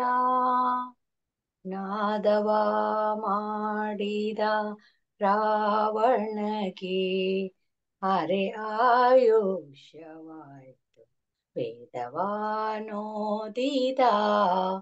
ಬ್ರಹ್ಮನ ಶಿರ ಹೋಯ್ತು. ನಾದವ ಮಾಡಿದ ರಾವಣಗೆ ಅರೆ ಆಯುಷ್ಯವಾಯಿತು, ವೇದವಾನೋದಿದ ಬ್ರಹ್ಮನ ಶಿರ ಹೋಯ್ತು. ನಾದ ಪ್ರಿಯನೂ ಅಲ್ಲ, ವೇದ ಪ್ರಿಯನೂ ಅಲ್ಲ, ನಾದ ಪ್ರಿಯನೂ ಅಲ್ಲ, ವೇದ ಪ್ರಿಯನೂ ಅಲ್ಲ, ಭಕ್ತಿ ಪ್ರಿಯ ಶಿವ ನಮ್ಮ ಕೂಡಲ ಸಂಗಮ ದೇವ. ನಾದ ಪ್ರಿಯ ಶಿವನೆಂಬರು, ನಾದ ಪ್ರಿಯ ಶಿವನ, ವೇದ ಪ್ರಿಯ ಶಿವನೆಂಬರು, ವೇದ ಪ್ರಿಯ ಶಿವನಲ್ಲ. ಧನ್ಯವಾದಗಳು ಸರ್. ಆ ವಚನವನ್ನು ಹೀಗೂ ಹೇಳ್ಬೋದು ಅಂತ ಇವತ್ತೇ ಗೊತ್ತಾಗಿದ್ದು ನನಗೆ. Thank you sir. ಸೂಪರ್ ಇತ್ತು ಮಾಸ್ಟರ್, ನಿಜವಾಗ್ಲೂ ಚೆನ್ನಾಗಿತ್ತು. ಹೇಳಿದ್ದೀನಿ ಅವನು ಅದ್ರ ಅರ್ಥ ಹೇಳಿದ್ರೆ ಇನ್ನೂ ಚೆನ್ನಾಗಿರೋದು. ಅದೇ ಸರ್, ನಾವು ನಾದ ಪ್ರಿಯ ಶಿವನಲ್ಲ, ವೇದ ಪ್ರಿಯ ಶಿವನಲ್ಲ. ಶಿವ ನಾದ ಪ್ರಿಯನೂ ಅಲ್ಲ, ವೇದ ಪ್ರಿಯನೂ ಅಲ್ಲ, ಅವನು ಭಕ್ತಿ ಪ್ರಿಯ. ಈಗ ನಾದವ ಮಾಡಿದ ರಾವಣನಿಗೆ ನಾದವ ಮಾಡಿದ ರಾವಣನಿಗೆ ಅರೆ ಆಯುಷ್ಯವಾಯ್ತು. ವೇದವನ್ನ ಓದಿದ ಬ್ರಹ್ಮನ ಶಿರವೇ ಹೊರಟೋಯ್ತು. ಅದಕ್ಕೋಸ್ಕರ ಅವನು ನಾದ ಪ್ರಿಯನೂ ಅಲ್ಲ, ವೇದ ಪ್ರಿಯನೂ ಅಲ್ಲ, ಅವನು ಓನ್ಲಿ ಭಕ್ತಿ ಪ್ರಿಯ ಅಂತ ಹೇಳ್ತಾರೆ ಬಸವಣ್ಣನವರು. ಕರೆಕ್ಟ್, ಚೆನ್ನಾಗಿತ್ತು. ನನಗೆ ಗೊತ್ತಿರೋಷ್ಟು ಹೇಳಿದೆ ಸರ್. ಇನ್ನೇನಾದ್ರು ನೀವ್ ಹೇಳಿ. ಅಯ್ಯೋ ನನಗೆ ಗೊತ್ತಿಲ್ಲಪ್ಪ. Okay sir, okay, thank you sir, thank you so much. Sridevi master ಮಾತಾಡಿ. ನಮಸ್ತೆ ಸರ್. ನಮಸ್ತೆ ಎಲ್ಲ ಆತ್ಮೀಯ ಬಂಧುಗಳಿಗೆ. ಸರ್ ಏನ್ ಕ್ಲಾಸ್ ಸರ್, ತುಂಬಾ ಅದ್ಭುತವಾಗಿ ಎಷ್ಟು ಸ್ಪಷ್ಟವಾಗಿ ಹೇಳ್ತೀರಿ ಅಂದ್ರೆ, ಮೊನ್ನೆ ಕೂಡ ವಿಶ್ವರೂಪ ದರ್ಶನ ಹೇಳಿದ್ರಿ, ಅದು ಕೂಡ ಮಳೆ ಬಂದು ನಿಂತಾಗಂತ ನೀವ್ ಹೇಳಿದ್ರಿ. ಇಲ್ಲ ಸರ್, ನಮ್ಮೊಳಗೆ ಆ ಸಹಸ್ರಾರದಿಂದ ಜ್ಞಾನ ಹೋಯ್ತು ಸರ್. ಅದು ಆಕಾಶ ಗಂಗೆ ಹಾಗೆ ಅವತ್ತೇ ಹೇಳ್ಬೇಕಂತ ನನ್ಗೆ ಹ್ಯಾಂಡ್ ರೈಸ್ ಮಾಡೋದು ಗೊತ್ತಾಗ್ಲಿಲ್ಲ. ಅದು ಇವತ್ ಬಂತು, ಅದು ಎನರ್ಜಿ ಫ್ರೀಕ್ವೆನ್ಸಿ ಮ್ಯಾಚ್ ಆಗ್ಬೇಕಲ್ಲ ಸರ್. ಅದು ಈಗ ತುಂಬಾ ಇವತ್ತಿನ ಕ್ಲಾಸ್ ಕೂಡ ಅಷ್ಟೇ ತುಂಬಾ ಅದ್ಭುತವಾಗಿತ್ತು. ಕ್ಲಾಸ್ ನಲ್ಲಿ ಕೂಡ ಎನರ್ಜಿ ಅಷ್ಟೇ ಇರುತ್ತೆ ಸರ್. ಅದು ಧ್ಯಾನಕ್ಕೆ ಅದು ಕೂತ್ರ ಧನ್ಯವಾದಗಳು ಸರ್. ನಂಗೆ ಪದ್ಮಾ ಮೇಡಮ್ ಲಿಂತ ಈ ಕ್ಲಾಸ್ ಲಿಂಕ್ ಸಿಕ್ತು ಸರ್. ನಂಗೆ ಕವಿತಾ ಮೇಡಮ್ ಅವ್ರ ಕ್ಲಾಸ್ ಕೊಟ್ಟಿದ್ರಲ್ಲ ಸರ್, ಅದಕ್ಕೂ ಮೊದ್ಲು ಯೂಟ್ಯೂಬ್ ನಲ್ಲಿ ನೋಡ್ತಿದ್ದೆ. ಹೀಗಾಗಿ ತುಂಬಾ ಎನರ್ಜಿ ಇದೆ ಸರ್ ನಿಮ್ಮ ಮಾತಿನಲ್ಲಿ ಕೂಡ. ಅಷ್ಟೇ ಸಾಕ್ಷಾತ್ ಕೃಷ್ಣ ಪರಮಾತ್ಮನೇ ಇದಾರೆ ಸರ್. Thank you sir. ಎಷ್ಟು ನಿರಾಳವಾಗಿ ಹೇಳ್ತೀರಿ ಅಂದ್ರೆ ಅಷ್ಟು ಎನರ್ಜಿ ತುಂಬಿದ ಮಾತುಗಳು sir. Thank you sir. Thank you. Thank you madam, thank you. Okay, ಏನು ವಚನ ಹೇಳ್ತೀರಾ? ವಚನ ಹೇಳ್ತೀರಾ ಮೇಡಮ್? ಅನ್ಮ್ಯೂಟ್ ಆಗಿದೆ ನೋಡಿ, ಅನ್ಮ್ಯೂಟ್ ಮಾಡಿ. ಮ್ಯೂಟ್ ಆಗಿದೆ. ಮ್ಯೂಟ್ ಆಗಿದೆ ಮೇಡಮ್. ಮ್ಯೂಟ್ ಆಗಿದೆ ನೋಡಿ. ಆಪ್ಷನ್ ಇದ್ದಿಲ್ಲ ಮ್ಯಾಮ್. ಈಗ ಆಪ್ಷನ್ ಹಾ, ಒಂದು ಅಕ್ಕಮಹಾದೇವಿ ಕೌಶಿಕ ಮಹಾರಾಜರ ಮನೆಯಲ್ಲಿ ಇರ್ಬೇಕಾದ್ರೆ ಅವ್ರ ಗುರುಗಳನ್ನ, ಗುರುಲಿಂಗ ದೇವರ ಗುರುಗಳನ್ನ ನೋಡಕ್ ಹೋಗ್ತೀನಿ ಅಂತ ಹೇಳ್ತಾರಂತೆ ಸರ್ ಅವ್ರು. ಆದ್ರೆ ಕೌಶಿಕ ಮಹಾಮುನಿಗಳು ಅವ್ರನ್ನ ನೋಡಕ್ ಹೋಗಕ್ ಬಿಡ್ಲಾರ್ದೇನೆ, ನಾನೇ ಇಲ್ಲಿ ಕರೆಸ್ತೀನಿ ಅವ್ರನ್ನ ಗುರುಗಳನ್ನ ಅಂತ ಹೇಳಿ ಅವ್ರ ಅರಮನೆಗೆ ಕರೆಸಿದಂತ ಸಂದರ್ಭದಲ್ಲಿ ಅವ್ರಿಗೆ ತುಂಬಾ ಸಂತೋಷದಿಂದ, ಗುರುಗಳನ್ನ ನೋಡಿದಂತ ಸಂತೋಷದಿಂದ ಈ ಮಾತುಗಳನ್ನ ಹೇಳ್ತಾರಂತೆ ಅವರು. ನಿತ್ಯವೆನ್ನ ಮನೆಗೆ ನಡೆದು ಬಂದಿತ್ತಿನ್ನು, ಮುಕ್ತಿಯನ್ನ ಮನೆಗೆ ನಡೆದು ಬಂದಿತ್ತಿನ್ನು, ಶಿವ ಶಿವ ಹರ ಹರ ಶಂಕರ, ಶ್ರೀ ಚನ್ನಮಲ್ಲಿಕಾರ್ಜುನಯ್ಯನ ತೋರಿದ ಗುರುವೇ ನಿನಗೆ ನಮೋ ನಮಃ ಅಂತೇಳಿ ಅಷ್ಟು ಸುಂದರವಾಗಿ ಹೇಳ್ತಾರಂತೆ ಸರ್ ಅವರು. ಅವರ ಮುಖ ಬಾಡಿ ಮೈಯೆಲ್ಲ ದೇಹ ಸ್ವರ್ಗೋಗಿರ್ತದಂತೆ, ಆದ್ರ ಮುಖದಲ್ಲಿ ಈ ಧ್ಯಾನದಿಂದ ಬಂದಂತ ತೇಜಸ್ ಏನಿದೆ ಅಲ್ಲ, ಅಷ್ಟು ಎದ್ದು ಕಾಣೋದ್ರಲಿಂತ ಆ ಗುರುಲಿಂಗ ದೇವರು ತುಂಬಾ ಖುಷಿಯಾಗಿ ಅಲ್ಲಿರುವಂತ ಅವ್ರ ಸಖಿಯರಿಗೆ, ಅವ್ರಿಗೆಲ್ಲರಿಗೂ ಕೂಡ ಧ್ಯಾನ ಮತ್ತೆ ಈ ತರ ಜ್ಞಾನವನ್ನ ನೀಡಿದ್ರು ಅಂತೇಳಿ ನಾನು PCSB ಕಾಲ್ ಸರ್ವಿಸ್ ನಲ್ಲಿ ಕ್ಲಾಸ್ ನಲ್ಲಿ ಕೇಳಿದ್ದೆ ಸರ್. ಅದು ಹೇಳುವಂತ ಅವಕಾಶ ನನ್ನ ಮನಸ್ಸಿನಲ್ಲಿತ್ತು, ಆದ್ರೆ ನಿಮ್ ಮೂಲಕ ಹೇಳಿಸಿದ್ರಿ. Thank you sir. Thank you. ಚೆನ್ನಾಗಿತ್ತು, ಚೆನ್ನಾಗಿ ಹೇಳಿದ್ರಿ. Thank you. Thank you sir. Okay, Shadakshari Jai unmute ಮಾಡಿ. ಸರ್ ನಮಸ್ಕಾರ. ನಮಸ್ತೆ ಸರ್. ನಮಸ್ತೆ ಸರ್, ಸರ್ವಜ್ಞನ ಒಂದು ವಚನ ಹೇಳೋಣ ಸರ್. ಹೇಳಿ ಸರ್, ಹೇಳಿ ಸರ್. ಅಂದ್ರೆ ಸರ್ವಜ್ಞರ ವಚನಗಳು ಮತ್ತೆ ಈ ಬಸವಣ್ಣ ಅವರು, ಅಕ್ಕ ಮಹಾದೇವಿ ಅವರು ಇವ್ರ ವಚನಕ್ಕೂ ಮತ್ತೆ ಸರ್ವಜ್ಞ ಅವ್ರ ವಚನಕ್ಕೂ ತುಂಬಾ ಸ್ವಲ್ಪ ವ್ಯತ್ಯಾಸ ಇದೆ ಸರ್. ಹ್ಮ್ ಸರ್ವಜ್ಞ ಯಾವ ತರ ಅಂದ್ರೆ ಸ್ವಲ್ಪ ನೇರ ದಿಟ್ಟ ನಿರಂತರ ಸರ್ ಅವರು. ಅಂದ್ರೆ ಇವ್ರ ತರ ಒಳ ಅರ್ಥ ಅನ್ನ ಇಟ್ಕೊಂಡ್ಬಿಟ್ಟು ಅಂದ್ರೆ ಸಮಾಧಾನವಾದ ರೀತಿಯಲ್ಲಿ ಹೇಳುವಂತವ್ರು ಅಲ್ಲ. ಓಕೆ. ಸರ್ವಜ್ಞರು ಒಂದೇ ಸಲಿ ಫುಲ್ ಮಕ್ ಹೊಡೆದಂಗೆ ಹೇಳ್ತಾರೆ ಸರ್. ಅಂದ್ರೆ ಅಂದ್ರೆ ಈಗ ಸಮಾಧಾನವಾಗಿ ಹೇಳೋರು ಕೆಲವೊಬ್ರು ಇರ್ತಾರೆ ಜ್ಞಾನನ, ಬಟ್ ಸರ್ವಜ್ಞ ಯಾವ ತರ ಅಂತಂದ್ರೆ ಒಂಥರ ಮುಕ್ ಹೊಡೆದಂಗೆ ಹೇಳ್ತಾರೆ ಸರ್ ಅವರು. ಆ ತರದ ಇದ್ರಲ್ಲಿ ಸರ್ವಜ್ಞ ಬರ್ತಾರೆ. ಸರ್ವಜ್ಞಂದು ಒಂದು ವಚನ ಅಂತಂದ್ರೆ ನಮ್ಮ PSSM ತುಂಬಾ ಲಿಂಕ್ ಆಗುವಂಥದ್ದು. ಏನಂತಂದ್ರೆ ಆ ದೇವ ಈ ದೇವ ಮಹಾದೇವ ಬೇಡ, ಆ ದೇವರ ದೇವ ಭುವನದ ಪ್ರಾಣಿಗಳಿಗೆ ಆದವನೇ ದೇವ ಸರ್ವಜ್ಞ ಅಂತ ಹೇಳ್ತಾರೆ. ಸರ್ವಜ್ಞ ಏನಂತಂದ್ರೆ ನೀ ಆ ದೇವ್ರು ಈ ದೇವ್ರು ಅಂತ ಹೇಳ್ಬಿಟ್ಟು ಅಲ್ಲಿ ಇಲ್ಲಿ ತಿರುಗಾಡೋದಕ್ಕಿಂತ ನಿಜವಾದ ದೇವ್ರು ಯಾರು ಅಂತಂದ್ರೆ ಈ ಭೂಮಿ ಮೇಲೆ ಇರುವಂತ ಪ್ರಾಣಿ ಪಕ್ಷಿಗಳಿಗೆ ಯಾರಾಗ್ತಾನೆ ಅವನೇ ನಿಜವಾದ ದೇವ್ರು ಅಂತ ಹೇಳಿ ಹೇಳ್ತಾರೆ ಇಲ್ಲಿ. ಪತ್ರಿಜಿ ಸರ್ ಕೂಡ ನಮ್ಗೆ ಹಂಗೆ ಅಂತ ಕರಿತಾ ಇದ್ರು, ಮೈ ಡಿಯರ್ ಗಾಡ್ಸ್ ಅಂತ ಕರಿತಿದ್ರು. ಯಾಕಂತಂದ್ರೆ ನಾವು ದೇವ್ರು ಅಂತ ಕರಿತಿದ್ರು. ಯಾಕಂದ್ರೆ ನಮ್ PSSM ಅಲ್ಲಿ ಅಥವಾ ನಾವೆಲ್ಲ ಇರೋರೆಲ್ಲ ಏನಂತಂದ್ರೆ ಪ್ರಾಣಿಗಳಿಗಾಗ್ಲಿ ಅಥವಾ ಪ್ರತಿಯೊಂದು ಜೀವಿಗೋಸ್ಕರ ನಾವು ಹೋರಾಡ್ತೀವಿ. ಯಾವುದನ್ನೂ ನಾವು ಕೊಲ್ಲುವಂತೆ ಇಲ್ಲ, ಶಾಂತಿಯುತವಾಗಿ ಬದುಕಬೇಕು ಅಂತ. ಮತ್ತೆ ಮನುಷ್ಯನಿಗೆ ಅದೇ ರೀತಿಯಾದಂತ ಒಂದು ಜವಾಬ್ದಾರಿ ಇದೆ ಸರ್ ಭೂಮಿ ಮೇಲೆ. ಯಾವ ತರ ಅಂತಂದ್ರೆ ಈ ಒಬ್ಬ ಮನೆಯಲ್ಲಿ ಒಬ್ರು ದೊಡ್ಡವ್ರು ಯಾರಿರ್ತಾರೆ, ಒಂದು ಯಾರೇ ಇದ್ರು ಮನೇಲಿ ಒಬ್ರಿಗೆ ಅದರದ್ದು ಒಂದು ಮನೇನ ನಡ್ಸ್ಕೊಂಡು ಹೋಗುವಂತ ಒಂದು ಜವಾಬ್ದಾರಿ ಇರುತ್ತೆ ಒಬ್ಬ ದೊಡ್ಡವ್ರಿಗೆ, ದೊಡ್ಡ ಮಗನಿಗೆ, ಈ ತರ ಯಾರಿಗಾರ ಒಬ್ರಿಗೆ. ಈ ಭೂಮಿ ಮೇಲೆ ಅತ್ಯಂತ ಜ್ಞಾನ ಉಳ್ಳಂತವ್ರು, ಹೆಚ್ಚು ಕಾನ್ಸಿಯಸ್ ಇರುವಂತವ್ರು ನಾವೇ ಮನುಷ್ಯರು. ಆ ಜವಾಬ್ದಾರಿ ನಮ್ಗಿದೆ.